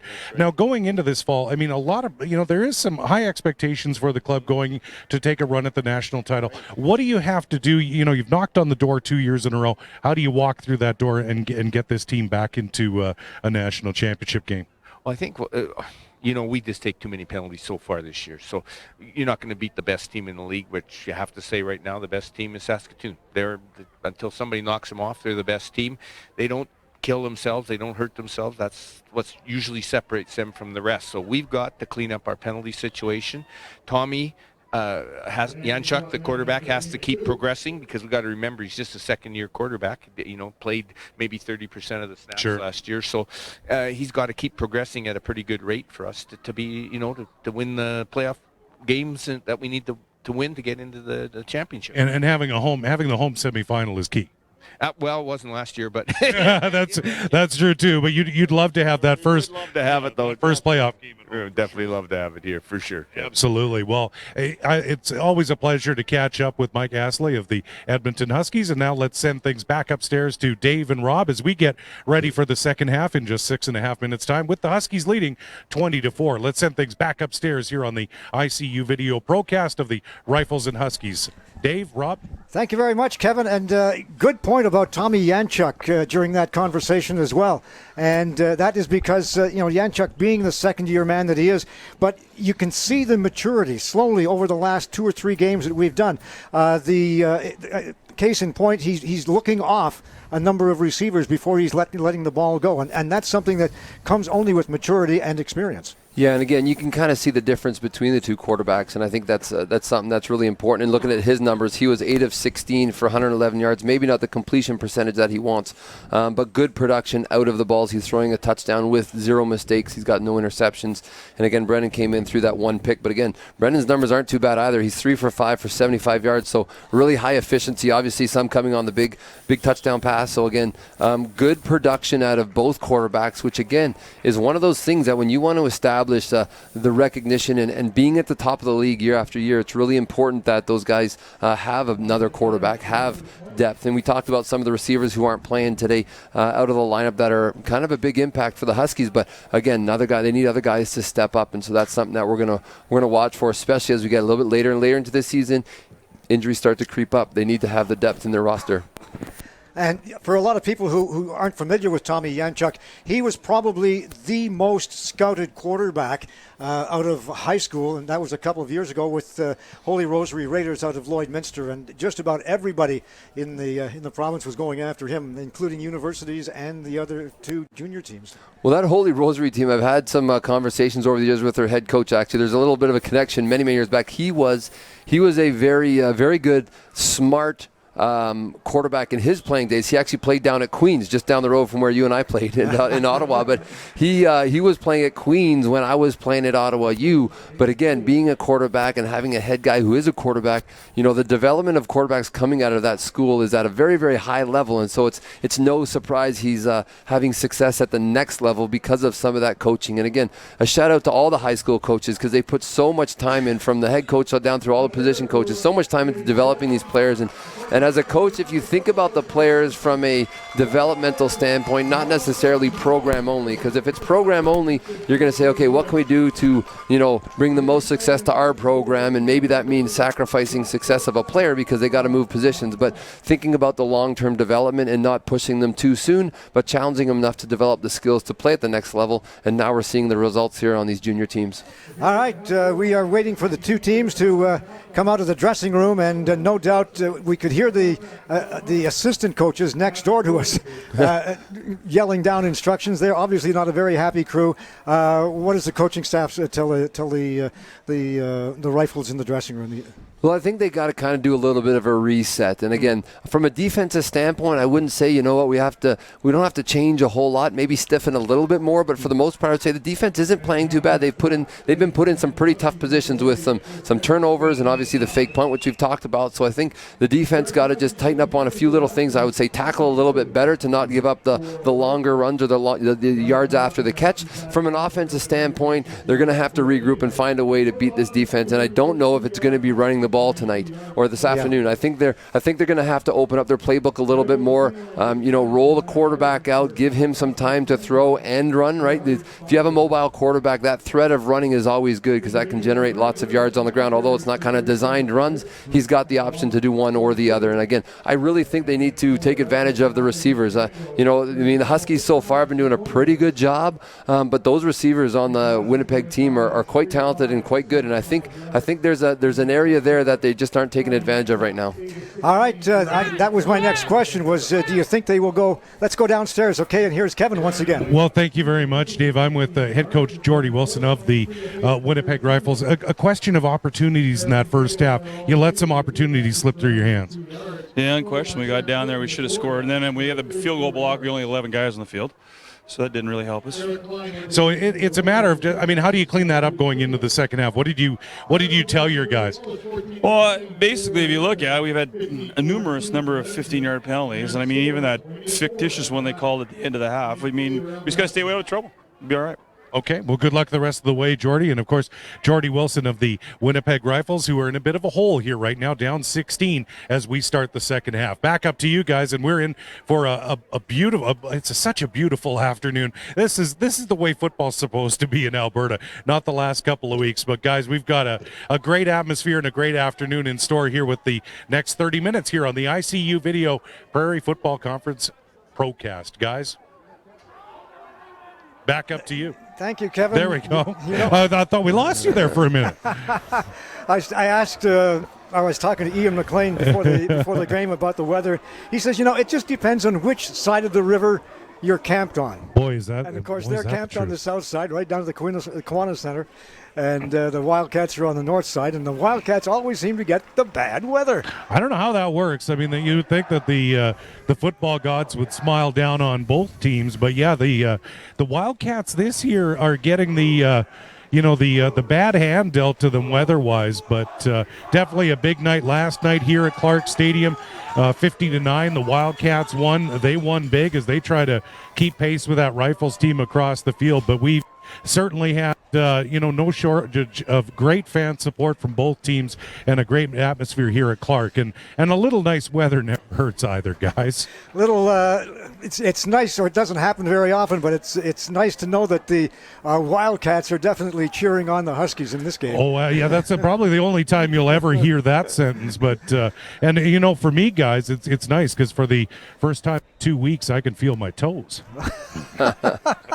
So this is great. Like I said, I was kind of, I've almost had to take off a layer, guys. This is amazing. So, yeah, it's a wonderful afternoon and great fan support for both clubs, as always. And of course, coming up in 2 weeks' time, we'll have a special Thanksgiving edition of the ICU video broadcast, guys. 2 games that weekend, too. Another doubleheader for us. It should be fun, no question. So we're getting ready to get this second half underway, and this is Cole Sabarin. Good end-over-end kick down to about the 10-yard line. It'll be taken there by Dallas Opiola, and Opiola is clobbered as he crosses over the 20-yard line, and in there to help out on the tackle was Taylor Rempel. He clocked him. Yeah, coming down with a lot of speed. The ball hung up, and that's what you want, is you want to give your guys time to get down, and he came in and just eliminated any kind of return after first contact there. Ball on the 23-yard line, so the Winnipeg Rifles with a long field in front of them to start this second half, trailing by a score of 20-4. In at quarterback is Drennan Bush. He is over center. Hands it off. Right side, taken there by number 24, Mathe Miteyango, and he is taken down as he enters the line of scrimmage by Brandon Mellon. Yeah, I think great job of knifing in. I think actually it was, once again, I think it was number 33, Vince Schiffner, who knifed in again. It's read and react, get into the backfield, and he wrapped him up. So again, making plays, coming through the line. You can see him there as the defense lines up. You can see their linebackers are kind of hidden behind their three-man front with a guy off the edge there walking down and coming off the edge. So again, it's reading and reacting in a hurry. Passing play, and it is almost intercepted. And through the arms of Dwight Francis, and he is just kicking himself. Interestingly enough, there was another player in behind him who also had a shot at that, Justin Hodinsky. Yeah, again, another ball sailing high over these guys, and we talked about it at half. They've got to find a way to do it, but I think some intermediate route and some short route stuff, let them get a little bit of a rhythm throwing down, because the Huskies are just going to soften, because if the linebackers can take care of the run game, that allows their secondary to be a little bit soft, and they're not taking the underneath stuff. They want to just go deep. And I agree, challenging a defense to soften up is good, but then you've got to take advantage of some underneath stuff. All right, here's the punt from Bush. Gets a good one away. About the 45-yard line. Taken there by number 86, Strakowicz, Jake Strakowicz. And he is stopped after a short run back. And it'll be first down for the Huskies from about the 51-yard line. Yeah, and great tackle by Cole Sneesby, number 44 of the Winnipeg cover team. He did a good job of staying in his lane. And again, we've talked about it before. You want to stay in your lane to give not a lot of big gaps throughout the lineup, and that's what he did there. He just stayed at home, and the returner came right to him. He was able to make a tackle and take him down. We haven't talked about it much except at the beginning of the game, but the Rifles, of course, without their number one tackler, Donovan Buchert, or rather Donovan Hillary. And that has to hurt this team. There's no question about it. He came into the game with 26 tackles, and that is right there among the leaders in the PFC. Yeah, and again, when you take someone like that out of a defense, they've got to adjust. It's going to challenge the depth of your roster, and to see who can be the next guy to step up and make the plays. In an offense that's starting to generate momentum, we'll see if the defense can stop him here on 2nd and 10. All right, and Chuck will send 4 receivers to the far side. He's looking that way. Now he'll roll out, gets a good block, and then takes off with it himself and makes it to the first down marker. So it'll be a gain of about 10 yards. But again, the block thrown by Brent Burzak out here. Yeah, Burzak's out there watching the edge, trying to give him the edge. He did a great job. I think he's going to come up about a yard short. So it's going to be 3rd down and only a yard, but definitely close enough to give Ian something to think about and likely keep the offense on the field, as we see them not going very far. And they will indeed. 3rd and almost exactly a yard to go. Yanchuk will go in over the center. Plows ahead.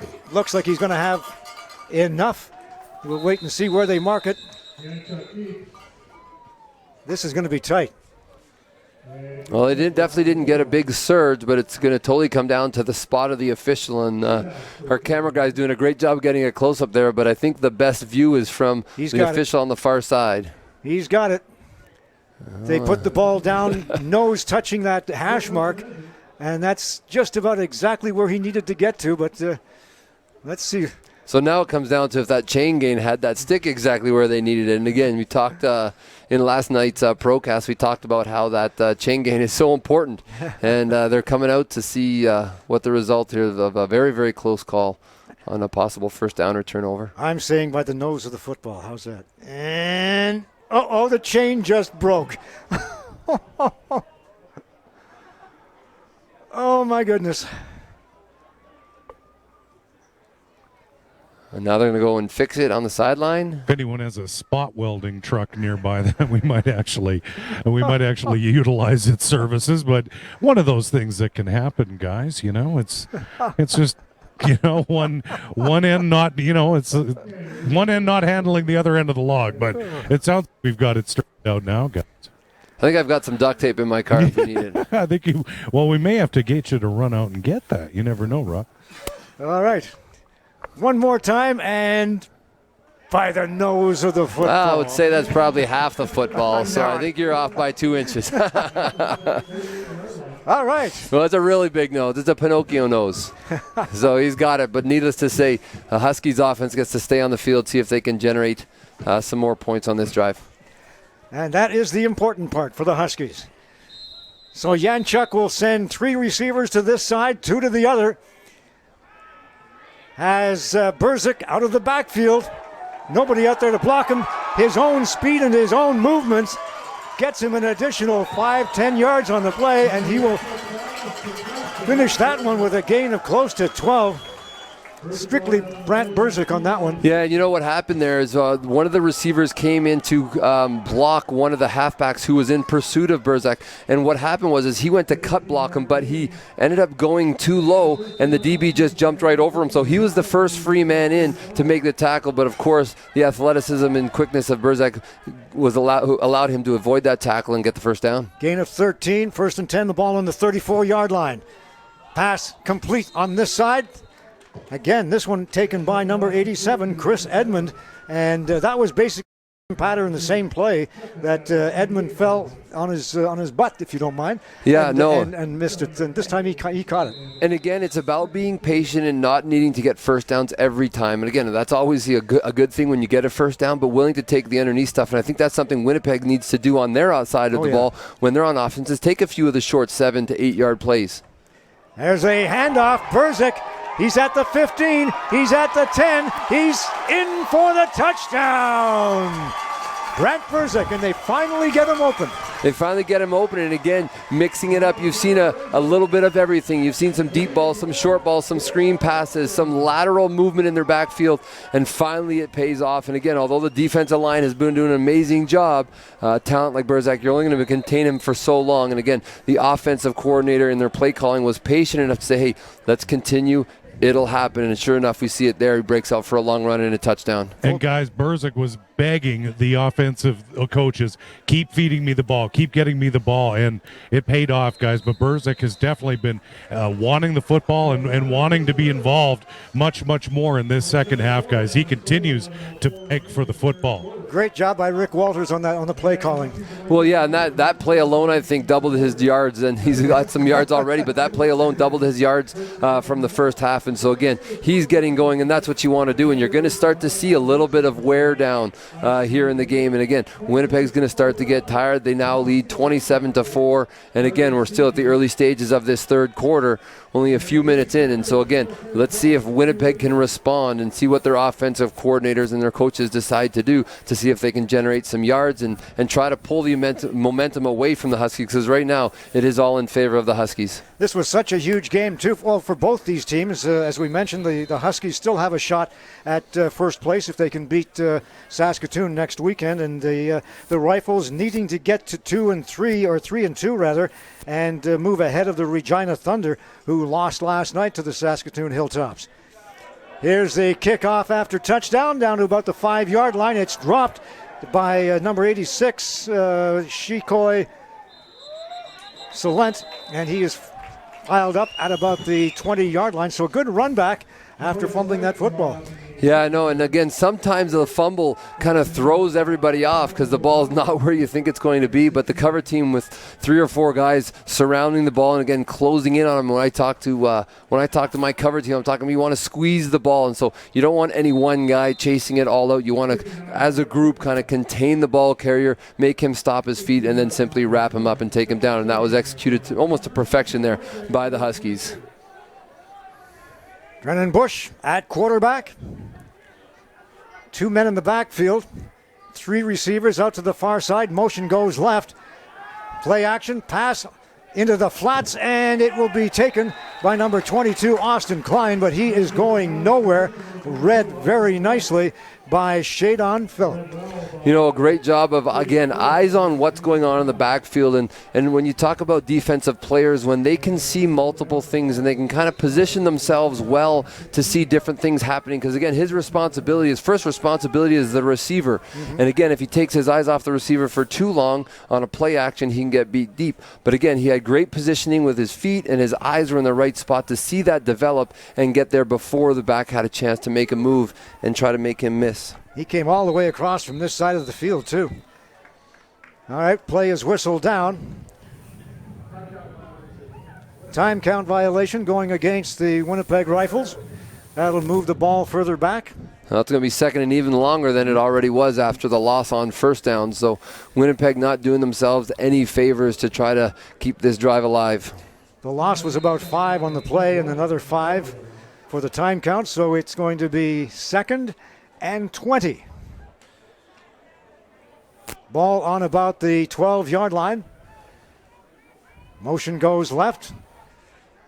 All kinds of receivers heading out downfield. They're looking to the middle, but now Bush has to take off with it.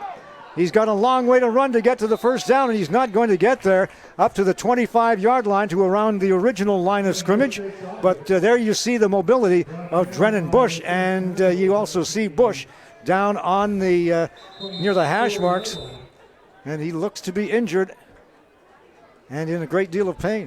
Yeah, and that's a tough situation when you're a mobile quarterback. Always the risk of being a mobile quarterback is taking shots. And in a situation like that, as a coach, I would be telling him, okay, you've got to learn to make a decision on the fly. And, a hook slide is better than getting yourself injured. Again, if it's like you're close to the first down marker, that's when maybe you're going to take a few more risks to try to extend the drive, but you got to make those decisions. And that is a hard thing to do when you have lots of people flying around, a lot of people chasing you in the midst of a play. And, to add insult to injury, not only is Drennan Bush the mobile quarterback that he is, but he is also the punter and he is also the kicker.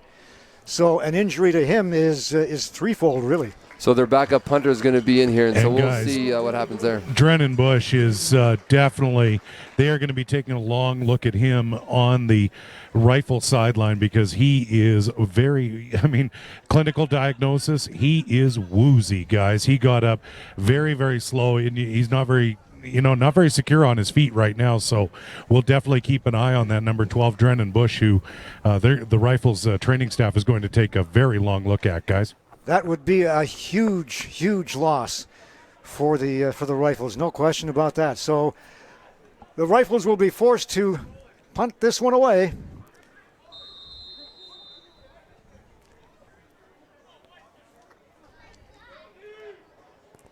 They're going for him. Gets it away just in time. It's a high spiraling kick, and it bounces at center field. It'll be taken there by number 8, Wesley Bookland. Bookland breaks a tackle, keeps going along the sidelines, finally knocked out just shy of the 35-yard line. So the backup punter, Dallas Opiola, got a high spiraling kick away, gave lots of time for his cover team to get down, but still Bookland with a good job. Yeah, only a net gain of about 10 yards, and again, for a backup punter to come in that kind of situation, and again, there was no warning. He was down, you're going in, you got to punt. Great punt, but unfortunately the cover team didn't do a good job of wrapping up the returner and ended up giving up a really good return. Out of the shotgun, Tommy Yanchuk. Looks downfield, fires complete just over the 30-yard line. And again, one of those quick little hook patterns, and it's been successful for this Huskies team in this game. Yeah, and they're content to take 5 to 6 yards. Obviously, if you can do that consistently and not drop any passes, you can continue to move the football. And again, being patient is important. And again, I think the Huskies are going to have their shot downfield. Again, they're going to draw them up until Winnipeg decides to come up and play them a little bit tighter. Then they're going to continue to throw that. And you'll notice the difference between the two defenses as they line up. You can see the DBs are a little bit deeper for Winnipeg than the Huskies. The Huskies end up lining up very, very close. Big defensive play for the Winnipeg Rifles. Number 90 out there to knock that one down, and does just a huge job. We had a man wide open on this side, and unfortunately Janchuk could not get it to him. Just a block along the line of scrimmage. Well, and that's when Janchuk needs to try to give him a little bit more air over top of it. Again, if you can see the defensive lineman coming in, you teach those guys, if you're not going to get to the quarterback, get your hands up, take away the passing lanes, and that's exactly what they did to force the field goal attempt here. Noah Wilson with the honors, and here is the field goal attempt. Will go wide again to the right. And coming out over the goal line successfully is Keenan Onabuchi. Onabuchi still with it, finally taken down from behind. He fumbles the football. No, they call it dead. But I'll tell you what, Onabuchi, if not for the running ability of number 30 Morgan Runge, may well have broken that one. He was really moving. Yeah, and he caught him from behind, from a long ways from behind. So great job and great pursuit, and that's what you need out of your special teams guys. You got to never give up. You never know when that's going to be important, and that definitely could have saved a huge return, although they get it out to the 29-yard line, it looks like. Good position, and again, no harm, no foul on that other return that the Huskies had on their punt return. 7:40 to go in the third quarter. 27-4 in favor of the Huskies, and here's Rylan Nayok, and his pass incomplete, intended down there on the far side for Shikoy Salent, and he was well covered. In fact, double coverage on that. Salent did a great job laying out for that ball, just couldn't quite get his hands on it, but a really, really good attempt, and actually a really nice ball thrown. There was double coverage. The safety was coming over just a little bit late, but again, opportunity was there. They're going to have to close in and make some of those plays if they want to continue to throw the ball deep. So, Riley Nyox in at quarterback. We have a late flag, and Nyox will take off with it, trying to get the first down. He is knocked out of bounds just around the first down marker, but I think we're going to have a holding call against the Winnipeg Rifles. Yeah, bringing back the 10 or 11-yard run, it may come back and may be all for naught. And again, when one of your quarterbacks is already hurt, you don't like seeing your other quarterback take shots like that. It will go against the Winnipeg Rifles. Holding is the call. That'll bring it back 10 yards to the 20. And it'll be make that second and 20.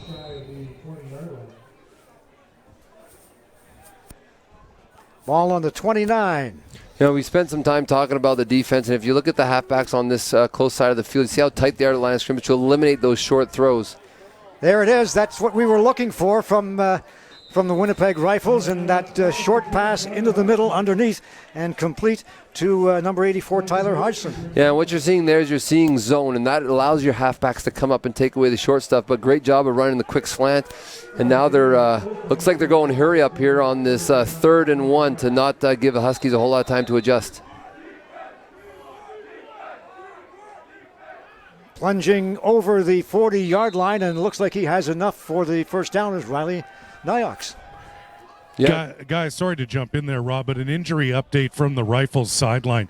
Drennan Bush, quarterback number 12, has the helmet off, definitely walking around trying to clear the cobwebs. Training staff kind of following him around, making sure that he's okay, but it definitely looks like Drennan Bush's afternoon is over, guys. So your highly technical diagnosis of woozy was bang on. I got my MD this afternoon, guys, but it does not look good for Drennan Bush's return, guys. On the play action, they go after Nyox. Nyox breaks a couple of tackles and then slides down just shy of the 50-yard line. He went down kind of awkwardly, and he comes up okay, but we have an injured Husky down there behind the 40-yard line. Training staff will come out to take a look. We got flags flying on both sides of the fields. We got guys on the field, and we've got quarterbacks taking shots. And that was another awkward hit on him. And so you got to be careful knowing your other quarterback has been sidelined already. We've got 5:47 to go in this third quarter. The Edmonton Huskies with a 27-4 lead over the Winnipeg Rifles. And if this continues, the Huskies will increase their record to 4-1 for a total of 8 points, just 2 behind the 5-0 Saskatoon Hilltops. And these two powerhouses in the Prairie Football Conference will be meeting in Saskatoon next weekend, and that should be just one heck of a football game. Given that last night the Regina Thunder held it relatively close, I'd say 47. I think it was 47-28 was the score around in there. Yeah, it was definitely closer at halftime last night. So again, Huskies still focused on finishing this one out. But again, as soon as this one's done, there's no doubt their focus is going to turn to next week and a chance to take over first place.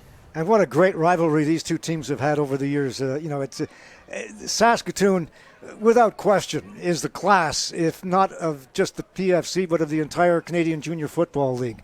They have won the championship the last couple of years, and handily, I might add, against the Eastern champion, and of course against BC too in the semifinals. But no question, they have done just a great job of keeping this football team together. They lose some really talented, experienced players one year, but they just bring a whole bunch more in off the farm to fill in. Well, it truly is a culture in Saskatchewan, and you talk about the minor programs there, and I know in talking about six-man football here in Alberta, which I am fortunate enough to be coaching in, it came from Saskatchewan, and the coach from Breton High School, Corey Caldwell down in Breton, he brought it from Saskatchewan. He grew up in Saskatchewan. He's from there, and he brought that to Alberta and kind of started it. And again, what they do in Saskatchewan at their high school level is they actually have six-man, and it's based on size of school. So they have six-man, they have nine-man, and then they have 12-man. Oh. So they are doing everything they can with regards to the structure of football to get as many people playing as possible, and that's exactly why you see so much talent come out of the province of Saskatchewan. Everybody wants to play, and everybody eventually wants to play for the Rough Riders. And guys, the other thing you mentioned, Rob, another good point is, there's a big difference between gym strong and farm strong.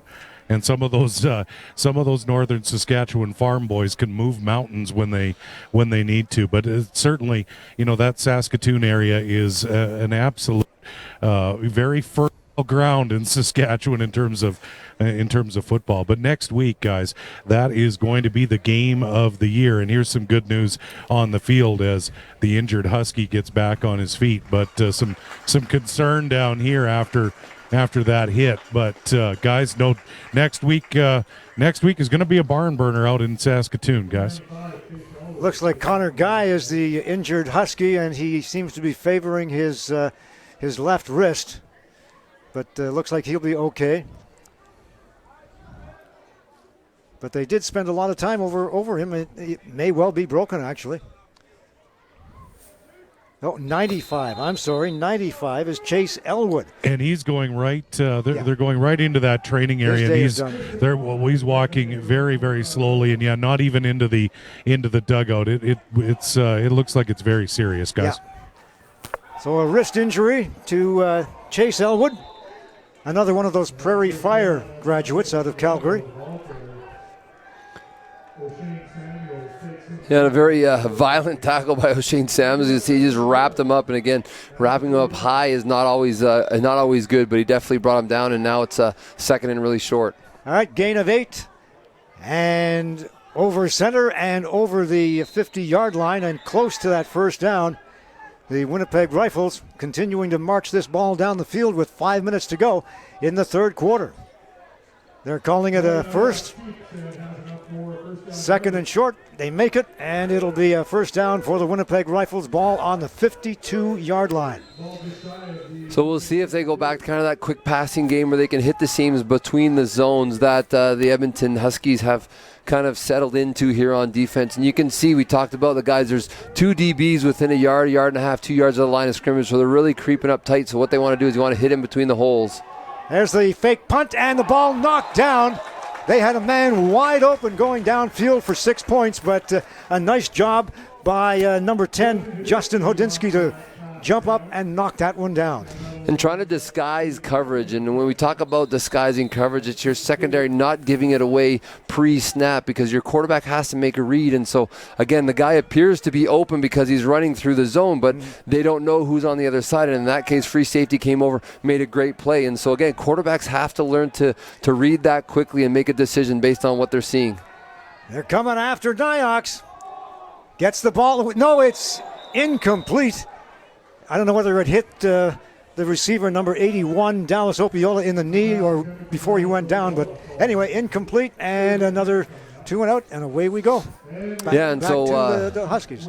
Huskies defense did their job. They, although they gave up a couple first downs there, they've stopped them, and they're going to get the ball in the hands of the Huskies, and we'll see how if there can be an impact from special teams. We've seen like the Huskies have been close on special teams all day today. They haven't busted a really, really long one, a couple decent ones, but let's see if this is the opportunity that the Huskies punt return team can maybe put some points on the board. Well, Jake Strakowicz, and the punt is blocked, and it will be recovered by the Rifles, but the Huskies will have field position at about the 27-28 yard line.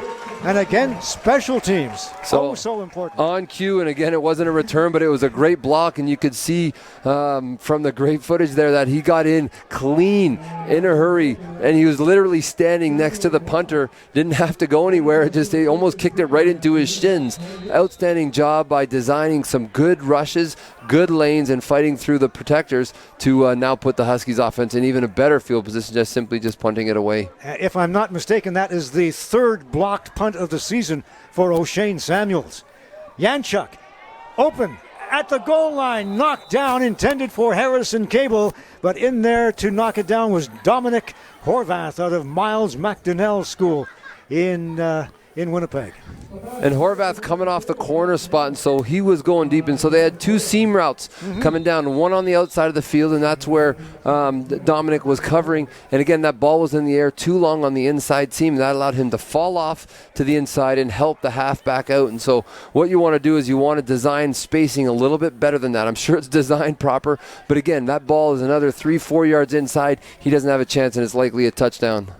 All right, play action, rolling out, pass complete on this side at the 25 to the 20, still going down to the 15-yard line, and knocked out of bounds at that point is Sam Clayton. Well, and Sam Clayton did a great job. He had to get that ball off his shoe tops. It was thrown low. It wasn't really in front of him. And when you're running away and the ball is thrown low, that is a very difficult catch to make. Did a great job of catching it and then turning upfield, and he had enough space and time to get the first down. And now it's going to be first and 10. It looks like they're just outside the 10-yard line.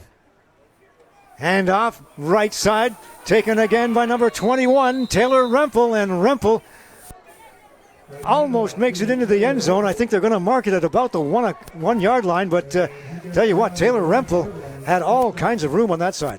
Yeah, you know what? Just patient. You could kind of see him. We have kind of that perfect angle. You could just kind of see the number 21 just dashing through the crowd, being patient, following his blockers. Good job getting down to the 1. Second down, ball on the 1. Again, Rempel over for the touchdown. Taylor Rempel. So that run game, and we talked about it earlier, it's finally paying off. They're sticking with it. And, you get different backs in there. You get fresh legs in there. And those Hoggies are doing a great job of just moving bodies and kind of winning that battle. I would say if I had to give them the first 2 rounds and the first 2 quarters were given to the defensive linemen, but the offensive linemen now are definitely taking control, and it's just wearing them down. And the play calling is just giving them the opportunity to now both run and pass kind of at will. Jack Hanna leading the way for Taylor Rempel on that one, and he is a veteran out of Belrose, and I'll tell you what, did a great job. And that with 2:14 to go in the third quarter, it is now a 34-4 football game in favor of the Huskies, and they have this one pretty much in hand. With a full quarter to go and then some, but nevertheless, just looking very, very confident out there. You know, when we talk about, we again had the opportunity to watch Winnipeg play the Wildcats last week, and we talked about the effectiveness of their run game. Mm-hmm. And from a defensive standpoint and a strategic standpoint, you're saying, hey, let's force him to throw the ball. And they've been doing that, and they've given up a couple passes, but for the most part, they've done really well in defending the pass, but their focus has been on this run game.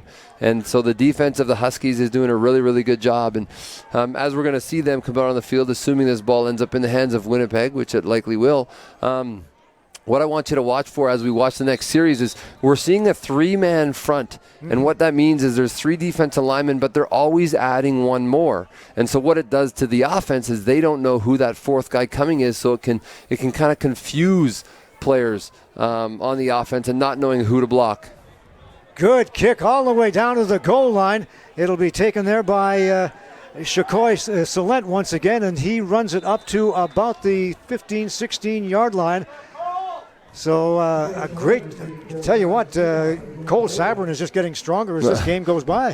That was a bomb of a kick. There's no doubt about it. I mean, that's the type of leg you want to see, and if he continues to do that, he may continue to lead the league, but have opportunities at the next level with the leg strength right there. And we've seen lots of players come out of this junior ranks and go on to the CFL and be impact players there. So you look at the flags up there at Commonwealth too, and that was against the wind. Wind coming out of the northwest a little bit. Back in the pocket, Nyox lifts one high, and it is into a maze of players, but no one can come down with it. That was basically your jump ball intended for number 85, Brendan Nyox, but he was surrounded by three defenders. Well, when you have a deep zone, and we have three guys in a deep zone, and we've got a Winnipeg player down, Nyox is down on the field after coming down awkwardly, fighting for that ball up in the air. What it does is it allows the defenders to keep their eyes on the quarterback. And so if they have their body position in the right place, they can see the receiver and see the quarterback, which allows more guys to react to a ball thrown deep. And that's what you're seeing there as the 3-4 guys are starting to close in on that ball. If it hangs up there too long, again, you're at a high risk of an interception with numerous guys getting their hands on the ball. But great job by Nyox to go up and challenge them for the ball and not allow them to intercept it. He may have been sorry he did that too, but he looks to be a little injured. I'm not sure if it's around the groin area, but he is going to walk off the field under his own steam, so hopefully he will be back to catch more footballs from his brother. Yeah, so another injury to Winnipeg, and again, that's not what you want to see at this time in the year, kind of amping up for playoff runs and that sort of thing. So it's unfortunate to see. We've seen a number of injuries today already. Rifles with the football on about the 18-yard line. It'll be 2nd down and 10. Rolling out to his left is Nyox, and the left-handed quarterback fires one. And going up for it, but not coming down with it, was Griffin Shillingford. And great job by the defense. Again, they're sitting in that zone, and the receivers are trying to find the open holes, but they closed on the ball, and the receiver went up, got his hands on it as he's coming down, a little bit of a bobble, and then the DB was there to jar it loose, and the ball ended up hitting on the turf. And again, that's what you want to do. That's why you teach receivers. You got to catch it clean. Right? You got to catch it clean, and you got to squeeze it, tuck it in. Unfortunately, there he couldn't quite get enough of his hands on the ball, and it fell incomplete, and now they're forced to punt here out of their own end. And good throw, too, by Nyox on the run. Here's the punt. And it will be an end-over-end short one coming down to about the 45-yard line. And this time it is number 8 for the Huskies, the little Wesley Bookland. He takes off with it, gets another good run back of close to 15 yards, but we do have a flag on the play. That was a little bit of teamwork there. Both returners right in the mix of where that ball was coming down. The first guy to touch it bobbled it. It goes into the hands of the other guy, and off they go to the races. So we'll see what this penalty is here. Misdirection. That's what it was. Well, it's definitely misdirection. And again, when you have the speed like that to get to the edge, you can help your team out. Yeah, Strakowicz got it originally, but then kind of fumbled it and right into the hands of the runner, Wes Bookland. This one's going to go against the Rifles. No yards is the call. And I guess because I don't think it touched the ground, did it? No, it didn't. And because the penalty, 15-yard penalty, is greater than the return, which was about 12 yards, they get a couple extra yards by taking the penalty. Down to 1:09 in the third quarter. Huskies with the football at the 31 in Winnipeg territory. 3 receivers out to this side. 2 on the boundary side. Straight back, looking downfield to the right, and sacked. Taken down by number 44, Cole Sneesby, out of Oak Park High School, a 5'11", 195-pounder, the third leading tackler on this Winnipeg Rifles football team. Well, Brent Rozak has done so much and has done and continues to do so much for this offense. His responsibility there was blocking, and he stepped up into the middle, and he just got blown back right into the quarterback. So Janczuk's got to get that ball out a little bit sooner.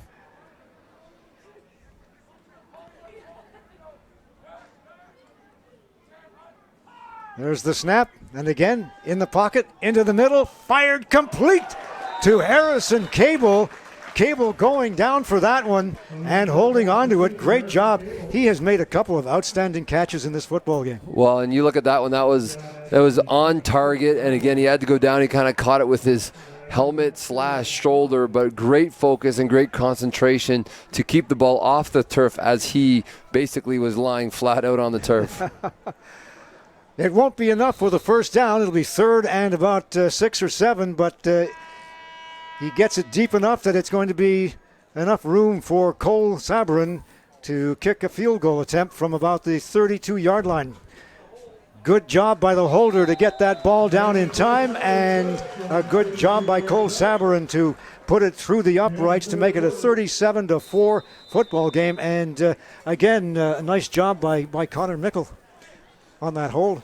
Yeah, again, you get it down quickly, and that Sabourin just nails it through. And again, such a strong leg. We've talked about that throughout the course of the game. But again, strong leg right through the uprights, and that's what you want. And you're going to need those points. This one's starting to get out of hand a little bit in favor of the Huskies, but you definitely need those points. Let's go downstairs once again. Here's Kevin. Well, thanks so much, David. Of course, coming up in 2 weeks, we get the week off next weekend, but we've got a Thanksgiving doubleheader coming up Saturday, October 6th. These Huskies will be in action right here at Clarke Stadium, kickoff at 7 o'clock, and then the next day, of course, the Wildcats are in action at 1 o'clock in the afternoon. So make sure you stay right here, the ICU Video Procast home for Prairie Football Conference action coming up on October 6th and 7th. Of course, we'll have all the action and excitement as we head towards the stretch run. I mean, the games are getting important, and playoff positioning is all critical, guys. So look forward to that. Make sure you join us on the ICU Video Procast coming up on the Thanksgiving weekend, our Turkey Day doubleheader. Don't miss it, guys. And we promised to get you out of Clarke Park just in time for turkey dinner. That's Kevin. right, absolutely. No, it's it's what it's all about. It's definitely it's Thanksgiving, it's football, and it's ICU Video. We're the home for Prairie Football Conference action, and make sure you join us on Thanksgiving weekend. Yeah. I know I'll be here. Oh, yeah, and so will I. There's no question about that. Absolutely, and it's going to be a great weekend, and of course, the fans seem to come out. It's going to be a great atmosphere both Saturday night and Sunday afternoon, so make sure you join us for sure. Just to mention about some of the great sponsors of the Edmonton Huskies, the Edmonton Eskimos, Eskimo Excavators, Hertz Equipment Rentals, the Glenn Sather Sports Medicine Clinic, the Gender-Based Violence Protection Program, ICU Video Productions, that's us, 2020 Photographic Incorporated, the Husky Alumni, the RBC Group, and of course my buddy Jason Gregor, and the folks at TSN 1260. And we're set to get this fourth quarter underway. The Edmonton Huskies leading the Winnipeg Rifles by a score of 37-4. Rifles with the football. Motion goes to this side. And rolling out this way is Nyox. He gets the ball away, but it is over the head of everyone, including the intended receiver, number 88 for the Winnipeg Rifles, Eric Klein. Yeah, and you could see Eric Klein coming in motion in the backfield and then going upfield and then bending it to the sideline. Again, just out of the reach of him. But again, he found the spot, just couldn't quite catch up with the ball. So 2nd and 10. Ball still on the 35-yard line.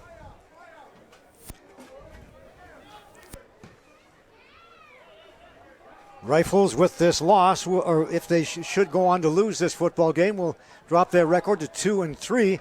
There's the pass into the middle and out of the hands of the receiver, number 84, Tyler Hodgson, but he was rocked. And I'll tell you what, Brandon Mellon came up from in behind him and knocked him out, and his helmet came flying off. And so, again, we want to make sure he's okay, and they're going to come out and check him out. And, again, that's a jarring hit and a really, really tough way to you want to extend, and he's doing everything he can to get that ball in. But, again, coming from the upfield side, Brandon Mellon came down and just dislodged the ball from his hands. And guys, Kevin, from the sideline, we do have a couple of injury updates.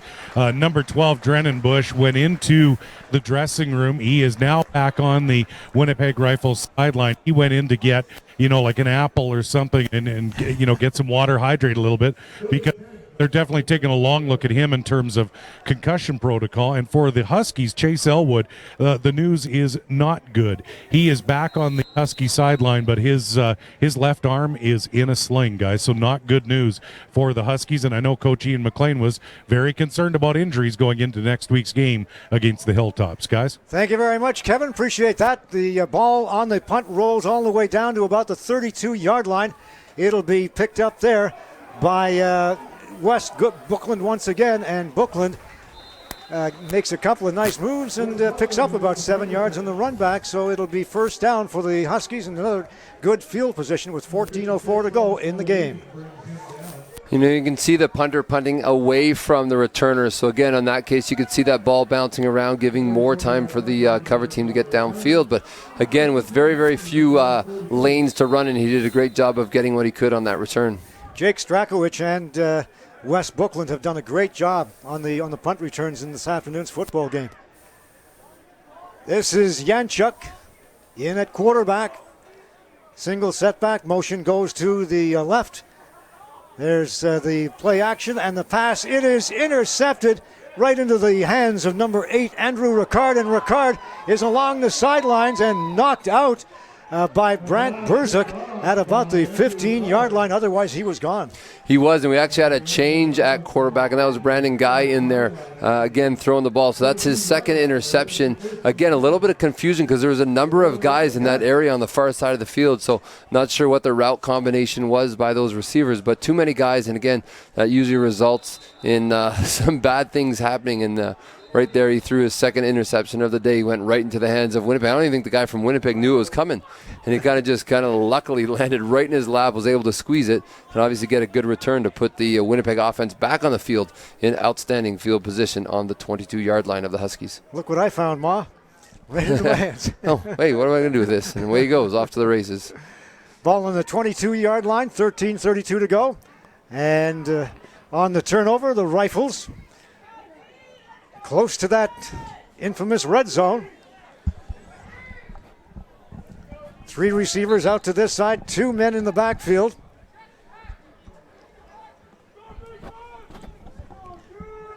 The shot clock will get underway as soon as the referee blows the whistle. He does, and there is the read option that we see so often, and this time it is run successfully as number 22, Austin Klein, brings it down for the first down. So he had lots of time on that one. Yeah, and the difference between that one and the other one we saw, they had the Huskies had one guy on each, and so he took away the pitch, which again, you try to take away the pitch because you want the quarterback to carry the ball. In that case, the quarterback ran it to perfection where he ran far enough to draw in the tacklers, and then he made the pitch, and that just buys your running back more space getting down to the 5-yard line.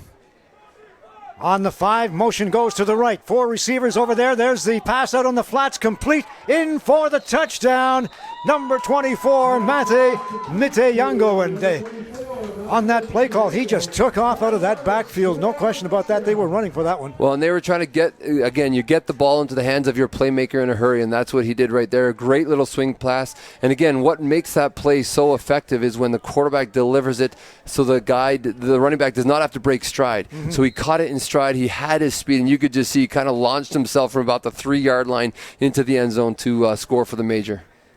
Now will they go for the 2? Nyox is out there. Got a couple of running backs beside him. Three receivers over on this side. All the motion goes here. There's the same pass on this side, and it is complete, but not into the end zone, and the 2-point conversion will fail on that pass to Austin Klein. So they try just the same play, just the other side. Yeah. That's all. Exact same thing again. Blocking broke down, and again the Huskies did a great job of getting around the guys blocking them in order to make the tackle with limiting the gain to a yard. Obviously, keeping them out of the end zone for the 2-point conversion. So down to 12:48 to go in the fourth quarter, and the playoff race continues here at Clarke Park with the Huskies upping their record should they go on to win to 4-1, and only 2 points back of the unbeaten Saskatoon Hilltops. And boy, what a setup this is going to be for that game next week in Saskatoon. Interestingly enough, they only play the Hilltops just once this season. Which in this case works. May be a good thing. Which in this case works in their favor because, again, with one win, if there's a tiebreaker, they would end up taking the tiebreaker if they end up with the same record by the end of the year. So in this case, it works out in their favor. Here's the kickoff. It's a short one, and it is good. And taken there by number 11, Keenan Onabuchi, and it did go the required 10 yards. He kicked that one absolutely perfect. Guys, I have never seen an onside kick that was, as direct as that one. I mean, that was like a line drive in baseball. He literally just that ball was either going to be caught or get stuck in his cage. But what a great play by the Rifles. Well, he kicked it like a soccer ball. It had a little bit of curve on it, so it crossed the 10-yard line, came straight out, and Huskies got to make sure they don't give up the momentum here and give up more points to this Winnipeg Rifle team. And that from the backup kicker as well. Somewhere David Beckham is smiling because that thing had a magnificent curve on it. Definitely a little snap hook there, Dave, for us golfers in the crowd. It was definitely a snap hook that worked out. No question about that. We were watching it up here, and it was coming straight at us, and it was a spiral, a semi-spiral, and it actually did have some bend on it. Yeah, a little bit of a members bounce there, guys. All right, back in the pocket. This is Riley Nyox. Into the middle. It is incomplete. In and out of the hands of the intended receiver, number 81, Dallas Opiola. And number 41, Jason Brown, coming in to jar the ball loose once again. Again, that's what happens when you sit in a zone. You react to the ball, and he did a great job of coming in and making the contact so the receiver couldn't tuck the ball away before it came loose. You know, and that brings up a good point. We really haven't mentioned Jason Brown's name that much in this football game, and that's because the rest of his teammates have been out there doing a great job. He's usually the leader, sack leader, and tackle leader in any game that this team plays. There's a pass again on the sidelines and over the outstretched arms of the receiver, and again, that number 80, Luke McMillan out there. But again, two receivers in the same area.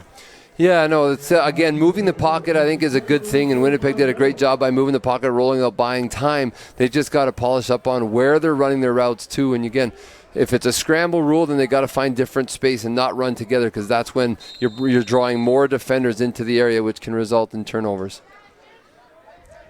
And so with the third down play missing, it's a turnover on downs, and the Huskies will take over on their own 44-yard line.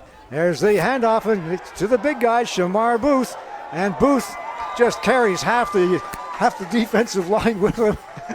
He's taking everybody with him for that 15-yard gain. And again, he lost part of his jersey on what was an attempted tackle, but now the jersey's got a little thinner, and so he's going to be a little bit lighter, but nonetheless carrying the mail for this offense.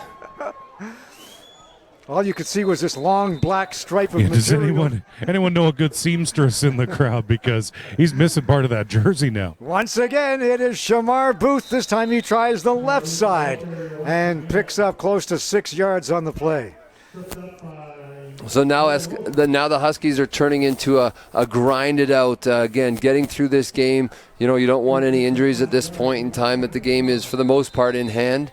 Again, never say never, but again, you've got some, you got your backups in there trying to save the legs of some of your players, and again, you still expect your offense to move the ball, and you still expect these guys to function at a high level. There's the shovel pass to Shamar Booth, and Booth, I was going to say dipsy doodles, but spins and turns and makes it up to about the 40-yard line. I think he had to get to about the 41 or so. Yeah, I don't think dipsy doodling is something he does a lot of, but definitely working hard and running over guys. A little bit more like a freight train coming at you. It will be enough for the first down. So 3 plays in a row to Shamar Booth, and what a great thing it must be for this offense to know that they've got someone who can add a new wrinkle to this offense with his size and even his speed, really. Well, and again, when you get into cold weather games, you get into snowy games, that's what you want to see. You want to be able to grind it out. You want to see someone who's not going to go down well. He's got a low center of gravity. Obviously, he's clearly difficult to take down, which we've seen over the last 3 to 4 plays. That's what you want to do, because if you've got a lead and you're late into a game, you want to just work the clock, grind the clock out to keep your offense on the field and the opposing team's offense off the field. And that's a great compliment to Rozak in the backfield, where, again, Rozak can do some damage early, can spread the field, and now we just grind out some yards and just eat this clock up so these guys can get out and start preparing for next week. That was just an amazing run by Shamar Booth. He was stopped. He must have had 2 or 3 Winnipeg defenders on him. He broke loose on that, and if he hadn't stumbled, he had wide open territory for the 6 points. Well, there's...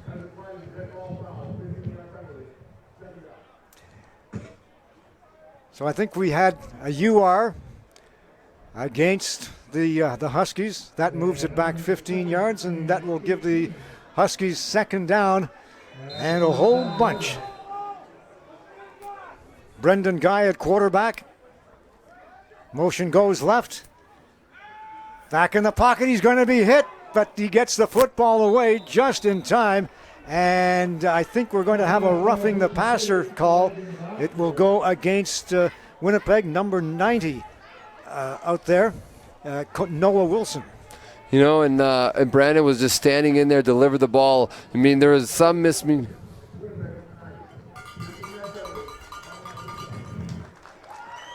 So again, he threw it to a spot where it didn't seem like any receiver, so it may have been miscommunication, but nonetheless, standing in there, he ended up taking a late shot, which again is going to produce a first down for the Huskies and keep this offense moving.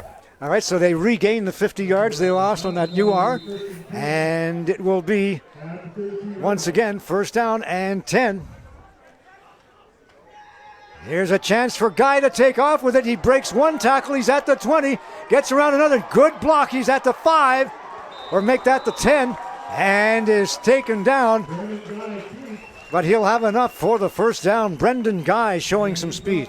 Yes, and a great job of breaking some tackles. He had a couple of hands on him as he was going through the hole. Did a good job of shedding those tackles and continuing. And then patience in his running. He lined up right behind the receiver, allowing him to kind of get a few extra yards and get it down within striking distance now. So within the red zone at about the 10-yard line, and Shamar Booth is out there in the backfield. 3 receivers on this side. Everybody moves to the right. Now we've got 4 receivers. They bring them back. That seems to be the popular thing these days.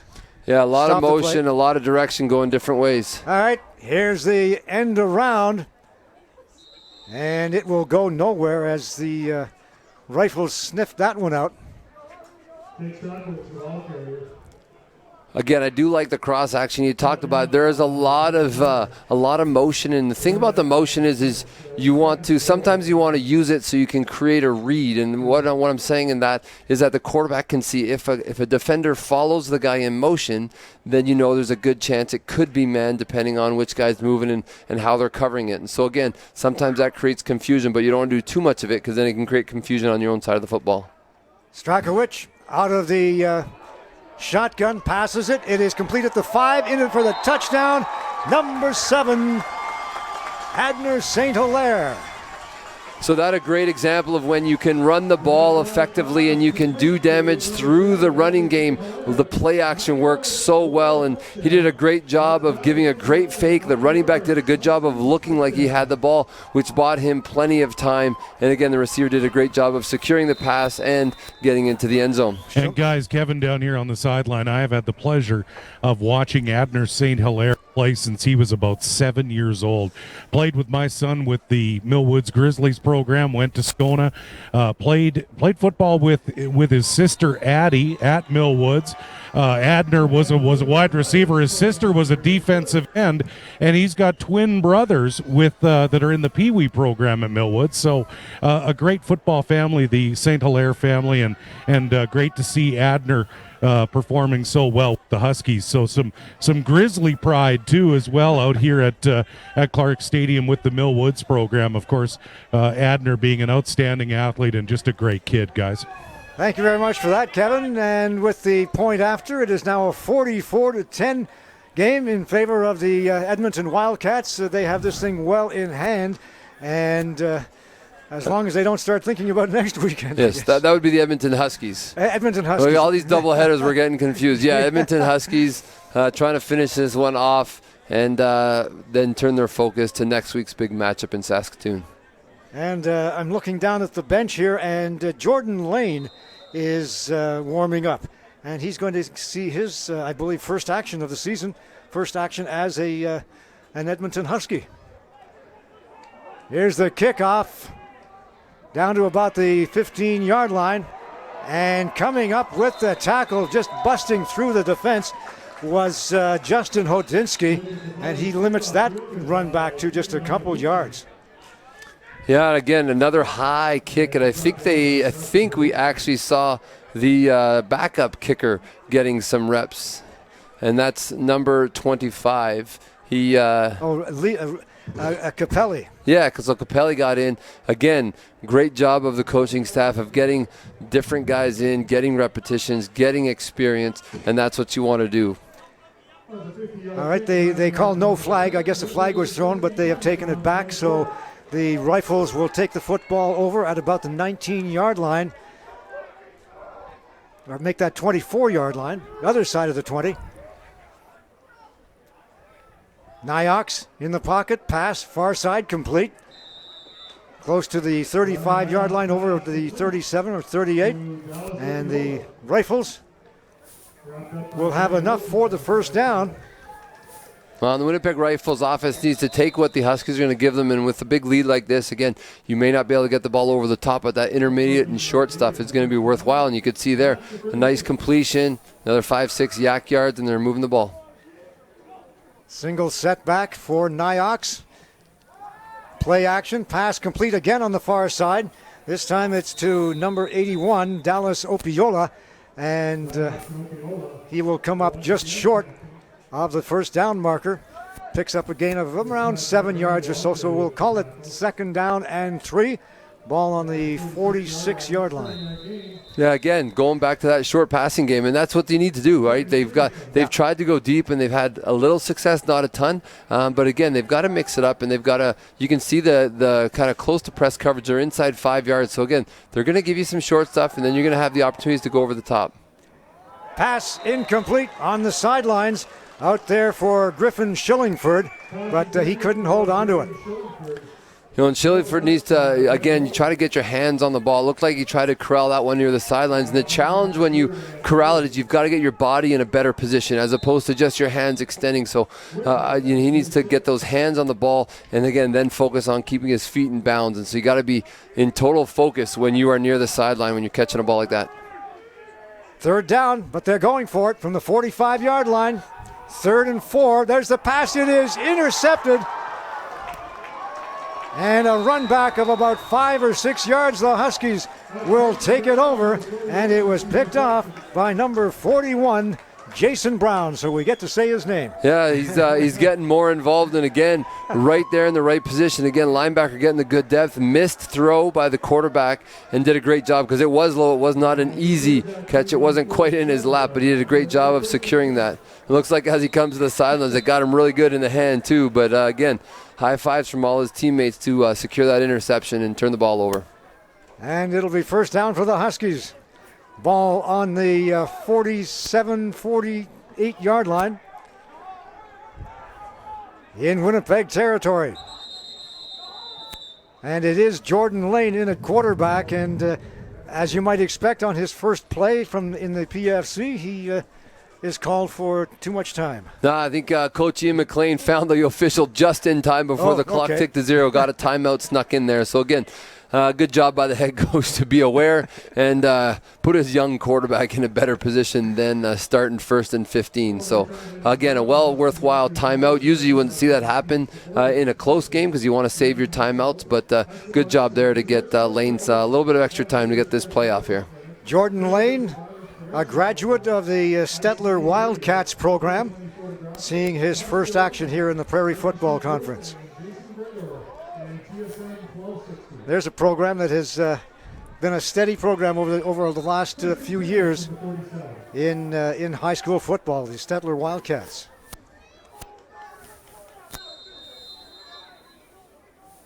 All right, we're set to get play underway. There's the handoff, and it is taken by number 38, Ben Van Leeuwen, and he is another one of those Belrose graduates, 6'1", 215 pounds in his first year with the Huskies. So Neil McLean out there and giving a lot of his youngsters some playing time. Yeah, Ian's doing a great job. Again, you want to develop the program, and so again, Ian's made the decision, in a game where he can get the reps in for those young guys, he's going to do that, and we're going to see the development. And this is really what the future of the Huskies are going to be as the graduating players eventually do graduate. There's a pass onto the sidelines and incomplete. Intended out there for number, I'm looking at 89, but I don't see 89 on my list, so we'll have to recheck that. Oh, that's Mikhail Brown. So Mikhail Brown getting his first action as well.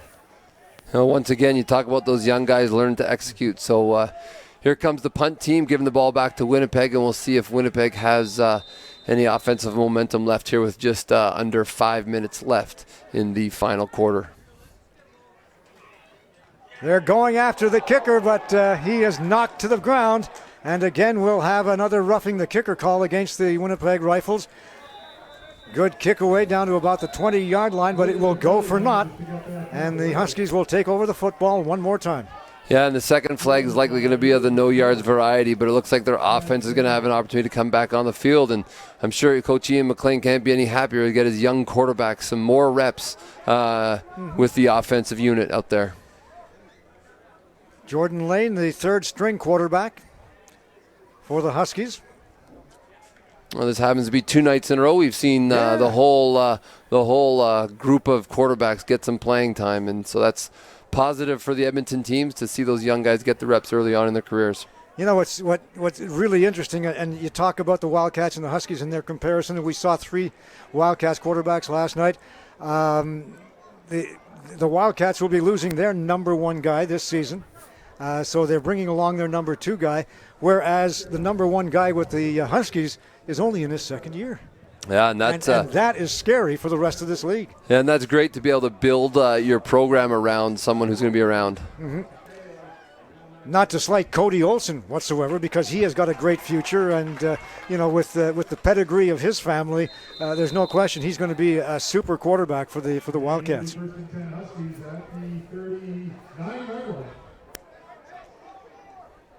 In the meantime, Jordan Lane, still at quarterback for the Huskies. Back in the pocket, looks down, fires. It is complete. Little hook pattern out there. And taken by, again, number 89, Mikhail Brown. Short game, but a simple play that can give your young quarterback a little bit of confidence that he tries to get the drive. So that's, again, about a yard gain on that. The throw brought the receiver back towards the line of scrimmage a little bit more than they would have liked. And so now they're going to see if they can convert this second in 8.5 or 9. Only a yard, but that's okay. It was Mikhail Brown's first catch in the Prairie Football Conference, and he's got to be happy about that. He is. All right, once again, Lane in the pocket. Fires to the sidelines. It is complete on this side. Taken by Jemani Watkus. Jemani Manny Watkins out of M.E. Lazert, and again, a first-year player with the Huskies. Yeah, Watkins did a good job. Again, we talked about it earlier. Get your hands on the ball and get your feet in bounds, and he did exactly that on just a little tightrope on the sideline there, keeping the feet down to secure the catch. Gain of close to 7 yards on the play. It'll be 3rd and 3, and the offense still out there and looking downfield and deep, but out of the hands of the intended receiver. Again, Watkins out there. He was wide open, had a good shot at that football. Yeah, and again, he's got to come up with that catch. Again, he did a good route. The ball was delivered to the outside where you wanted it, maybe a little bit low, but again, it was in his hands. He's got to keep his eyes on the football, right, especially on those low ones. When it's up in front of you, it's easy to be watching it, but when it's out of kind of that central view you have as a receiver, you got to keep your eyes on it, secure the catch, and he could have done a little bit better job of just keeping his eyes there to secure the catch for the young quarterback, which would have kept this drive alive.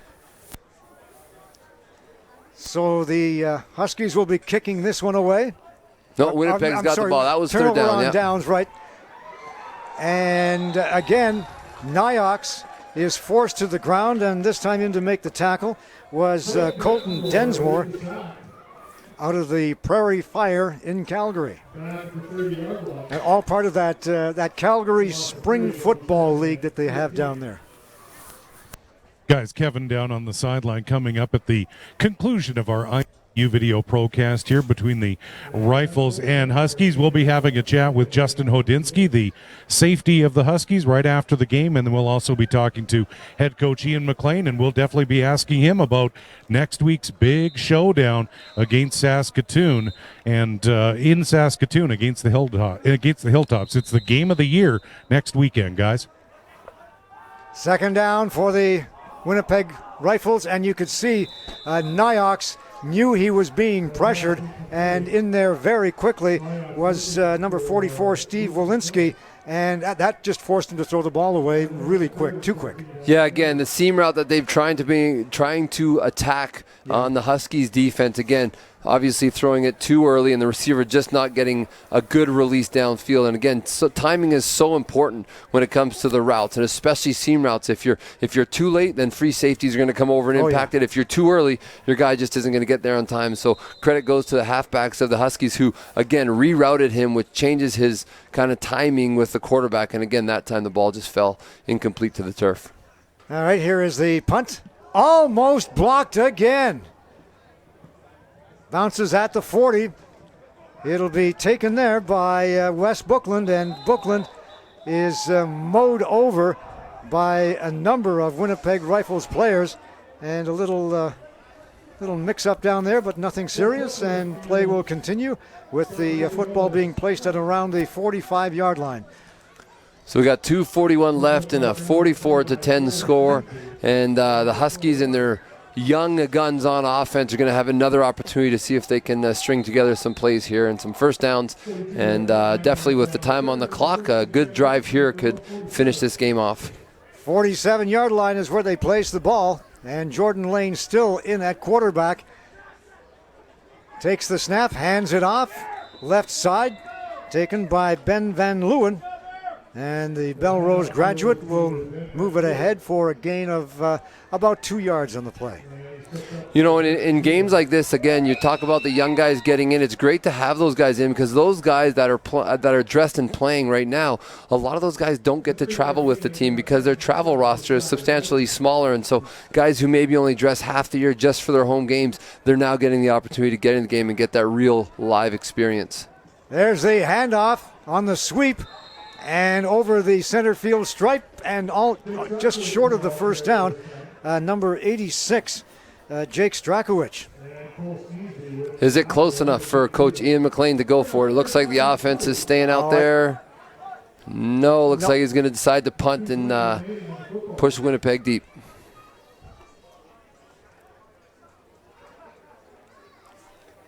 So the Wildcats watching this game with great interest. The Rifles will drop their record to 2-3 and tied with the Wildcats. That battle for the 4th and final playoff position will continue. There's the punt. Short one. Down to about the 25-yard line. It'll be taken there by number 80, Luke McMillan. McMillan has some room on the outside.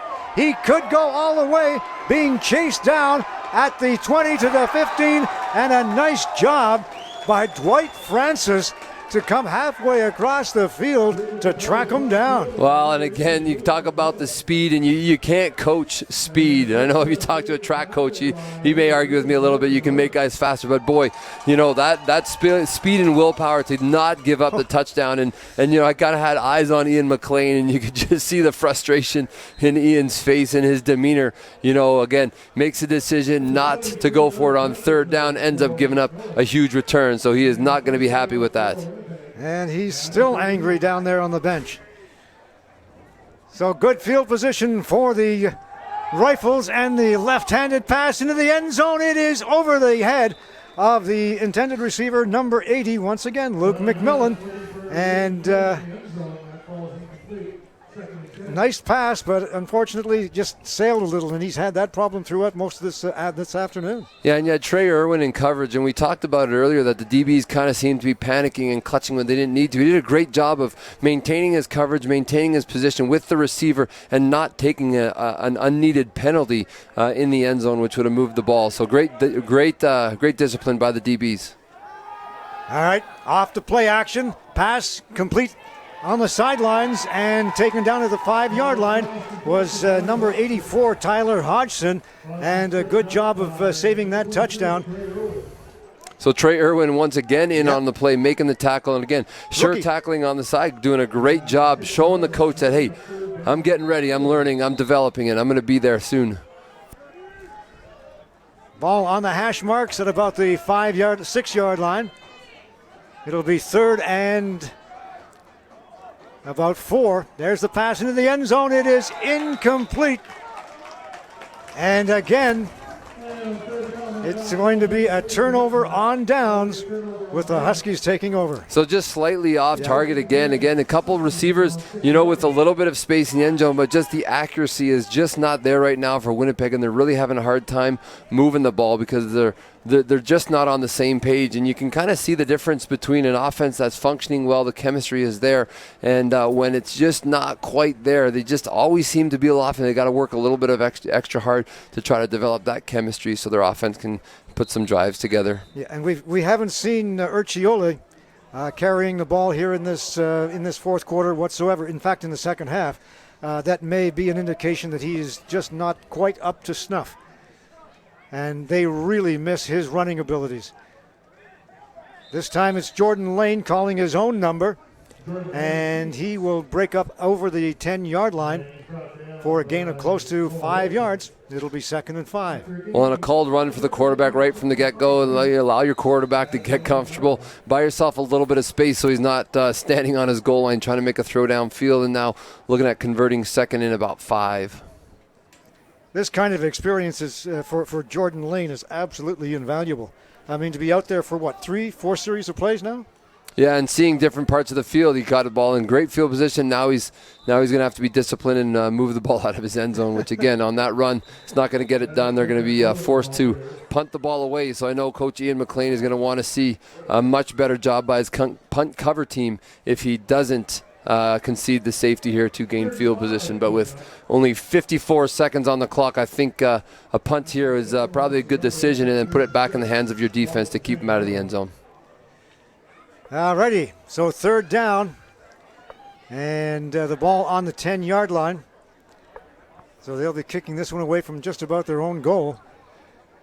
Guys, Kevin down here on the sideline. Just want to remind our viewers one more time that we'll be speaking with Justin Hodinsky at the conclusion of this game, and then we'll have a chat with Ian McLean about next week's big battle in Saskatoon. So lots to talk about and lots to celebrate for these Huskies with 54 seconds to go as they get ready for the game of the year next week. Luca Capelli is in at punter, the backup punter, Kevin, and now we've got an extra player coming on for the Huskies. That is Shadon Phillip. And, of course, guys, our next action is October 6th, Saturday night on Turkey Day weekend. So make sure you're here right on the ICU Video Procast, your home for Prairie Football Conference action, guys. We've got a great weekend coming up in a couple of weeks, and we'll catch our breath next week. And Capelli will be kicking this one from his own goal line. He gets a wobbly one away, but it's got good length on it down to the 42-yard line. And coming up is Shadon Phillip. And I mentioned he was late in getting under the field, but I'll tell you what, he was not late getting down the field. He wasn't. He limited the gain to only a couple yards, and what a great job of one, securing the tackle, wrapping it up, and dragging him to the ground to give their defense a little bit more of field to defend here as the Winnipeg offense his last-ditch effort here to get in the end zone with 46 seconds left on the clock. Well, he's a double threat out there. Now he's on the special teams, I'll tell you. Big linebacker. Or defensive back, I'm sorry. And once again, coming through and off the line was number 48 for the Edmonton Huskies. And I'll get you his number. Matt Coogan. Yeah, Matt Coogan free off the edge, comes on a blitz, and we talked earlier about the defensive line. So they have 3 defensive linemen, as you can see the lineup, and they're going to bring different guys. And again, they didn't get the blocking scheme sorted out. They had nobody bounce out to the outside edge, and he came free. And after the play action and the quarterback turning his back to the front side, he was turned around and saw a guy right in his face. Play action. Rolling out to his right is Nyox. He passes complete down at about the 25-yard line to Griffin Shillingford. And now down to 20 seconds on the clock. And, of course, tackled inbounds. The offense is going to want to get quickly because as soon as the official blows it in, because the tackle's inbounds, it's starting. And so we're down 15 seconds now. So a couple plays, maybe the last play if Winnipeg takes too long to get this one off. Now we're at 10 seconds. All right. And will he be going for the end zone? Yes, he will. At the 5, complete and tackled at the 1-yard line with 1 second left. There we go. So Winnipeg's got their one more play to see if they can punch this one in. 84, Tyler Hodgson. And you might think that the Wildcats would be hoping for a stop here because of points for and against between the Wildcats and the Rifles.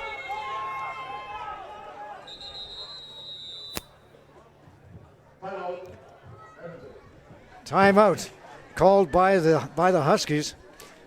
And again, why you may ask, well, again, they had a lot of personnel changes there, and they just wanted to make sure they had the right guys on the field, the right guys off the field to see if they can make this goal line stand. And more than points for and against, because this is going to come down to next week's game with the Huskies and the Hilltops. But again, the important thing is pride. And as a defender, you don't want to ever give up points that you don't have to, especially at this point in the game. And as an offense, Winnipeg wants to pull a few more positive things out by trying to get this ball in the end zone.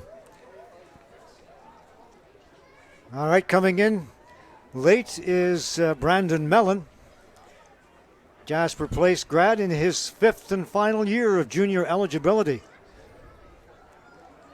What a team leader he has been on that defensive core.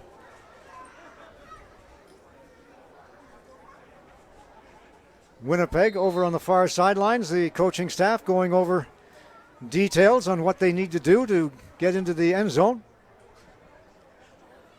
First down, 1-yard line, 1 second to go. So barring a penalty, this will be the last play of the game. And, of course, Winnipeg not bringing any kind of field goal unit out. They want the touchdown. Out of the shotgun into the end zone, touchdown for the Winnipeg Rifles. And coming up with the ball is number 7, Griffin Shillingford. Shillingford in his 5th and final year, again, of junior eligibility. And will they go for the 2 points? I would suspect they probably I would think so. See if they can get the extra 2. That was another one of those Captain Obvious moments.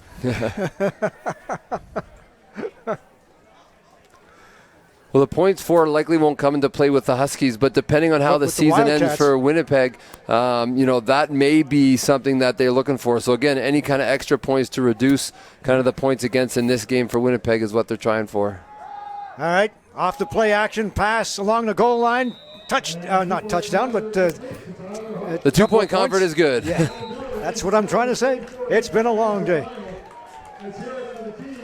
Well, a long, beautiful one finishing here still in the sun, which is fabulous. And the snow is slowly disappearing that surround the field. So great game for the Huskies. Good job executing, although it took a little bit to get things going. And we didn't necessarily see the running game as effective as usual, but they definitely stayed with it. It paid off in the end. And the Huskies, as a unit, both special teams, offense, and defense, got it done in style today. 44-18 in favor of the Edmonton Huskies over the Winnipeg Rifles. The Huskies take a very positive attitude into that game next weekend against the Saskatoon Hilltops. And there's no question that Coach Ian McLean knows exactly what he has to do. He has faced this Saskatoon team probably, I don't know, at least 8 to 10 times over the last 4 or 5 years. He knows what they are capable of doing, and he has a team that he knows is capable of scoring the upset.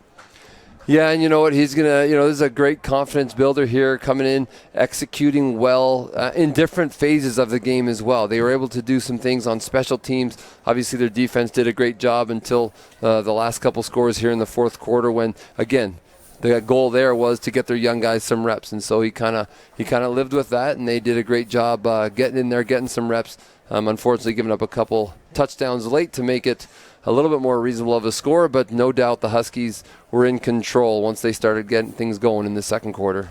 And I think one of the reasons that may have been both teams were slow to start is the importance of this football game. Going into it for both teams. Yeah, sometimes you're not willing to take risks early, and so both knew the value of let's just keep it. Let's be careful. Let's not take risks, but let's go play football. And again, once the Huskies started to break out of that, they really got comfortable. Let's go downstairs, and here is Kevin with a very special guest. Come on in, Justin Hodinsky. Come over here on my right side. First of all, congratulations on the victory.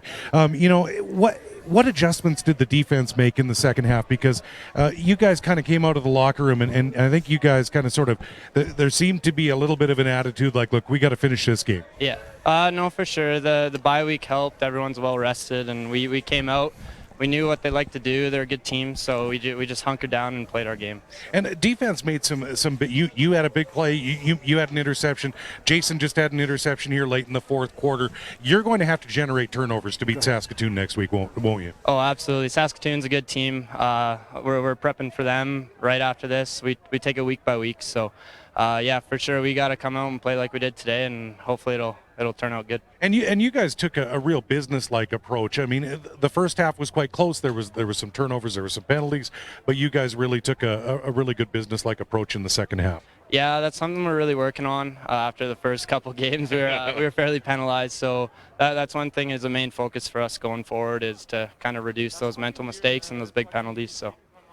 Now, looking forward to this week, what are you guys going to? I mean, without showing your hand too much, but I mean, going into this week against Saskatoon, what are you going to be focusing on in terms of preparation? We just got to play our game. Our mentality this year is kind of the only team that can beat us is ourselves. So, like, hands to it, Saskatoon's a good team, and it'll be a battle out there for sure. And I mean that's all you want, right? Is just to take them on and compete and see what happens. Yeah, absolutely. That's a big. You're excited though. Yeah, it's gonna be a big game. It's gonna be fun. We're on the road, so anything can happen. It's football, so. You bet. Well, congratulations to Justin Hodinsky on a fantastic performance by the Huskies defense. Let's send things back upstairs to Dave and Rob to take a look at the stats of this one, guys. Why don't we just bring in Ian McLean first? Yeah, you know what? We'll be without any further delay, guys. Ian, I mean, overall, the second a tale of two halves, really. I mean, that second half, as I was just mentioned to Justin, the team came out with a bit of a business-like approach. Like, we need to take care of business and take care of this football game. Yeah, I mean, we stopped hurting ourselves with penalties. I think the penalties were way better in the second half. That's the big thing. Started executing more. The thing that was good is we got all of our young guys in. I mean, I think everybody from top to bottom was playing that. We had a bunch of our guys right out of high school that went in there, did a really good job, so I was happy to see that. Not happy that last touchdown we gave up, but it was a lot of positives. But and that's the other thing is you got the young guys involved. You were able to stretch the bench a little bit. How important is that, for the football team going forward and now in the stretch run? It's huge. It's huge for the stretch run, getting guys ready as we gear up towards the end of the season. We got We've got a little bit of time to celebrate this, but not long. We got Saskatoon on Sunday. And for us, it's also developing our guys. It's making sure that our guys are getting quality, meaningful reps and getting reps in our system. So that's good to see. Now, looking forward to Saskatoon next week. You didn't want your football team to look past Winnipeg. You know that next week is the game of the year. You're obviously excited to go to Saskatoon and see what you got. I mean, our mentality has to be the same. We got to prep every game like it's the game we got to win that week. I mean, it sounds silly, but we just need to make sure that we go in there with the proper mindset, proper preparation, and we execute. That's the biggest thing with everything is we need to make sure we're taking care of our business, not hurting ourselves, and get ready for a great game against Saskatoon. And you got to be confident going into that game. Oh, we gotta make sure we're not hurting ourselves. I mean, that's the biggest thing is we can't give up points because we've given teams points. We need to make sure that we're going out and making teams earn it. And what drives me crazy is when we make things easier for other teams. We got to go out there and make sure we clean up some of that, and we got to clean up those penalties that happened in the first half. So I'm excited to go prep. I mean, give the guys a day off, and then we're right back at it on Tuesday, getting ready to play our next game.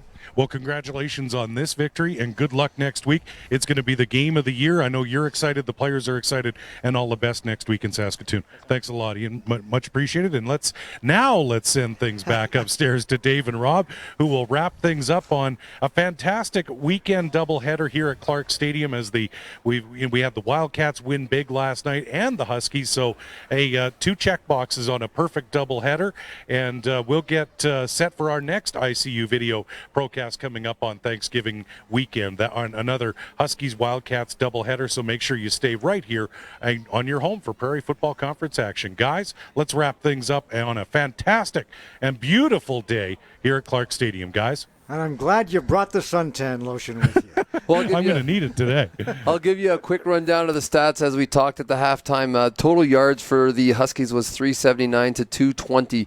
Interestingly enough, only 128 yards on the ground for Huskies, but the positive that you can look at that, and looking at the list, there was 9 guys who were carrying the ball today for the Huskies. So I think that's a positive. It's a testament to Ian getting some of those young guys and using different people. Again, pass receiving, another 9 guys on the roster catching balls today. So again, that speaks to the depth and the development of a program that Ian is definitely focused on, and he made mention to that, getting those young guys in. And again, the defensive stats are very much the same. A lot of those guys getting tackles, getting in on some live action here today. And they were out there having a lot of fun, those youngsters. No question about that. Great football game. Great victory for the Edmonton Huskies. We will see you in a couple of weeks. Hope you're going to enjoy your turkey as much as we will after those 2 games in a couple of weeks. But until then, Dave Rozak on behalf of Dave Foley and Rob Harrod and Kevin Donnan, have a good day, everyone.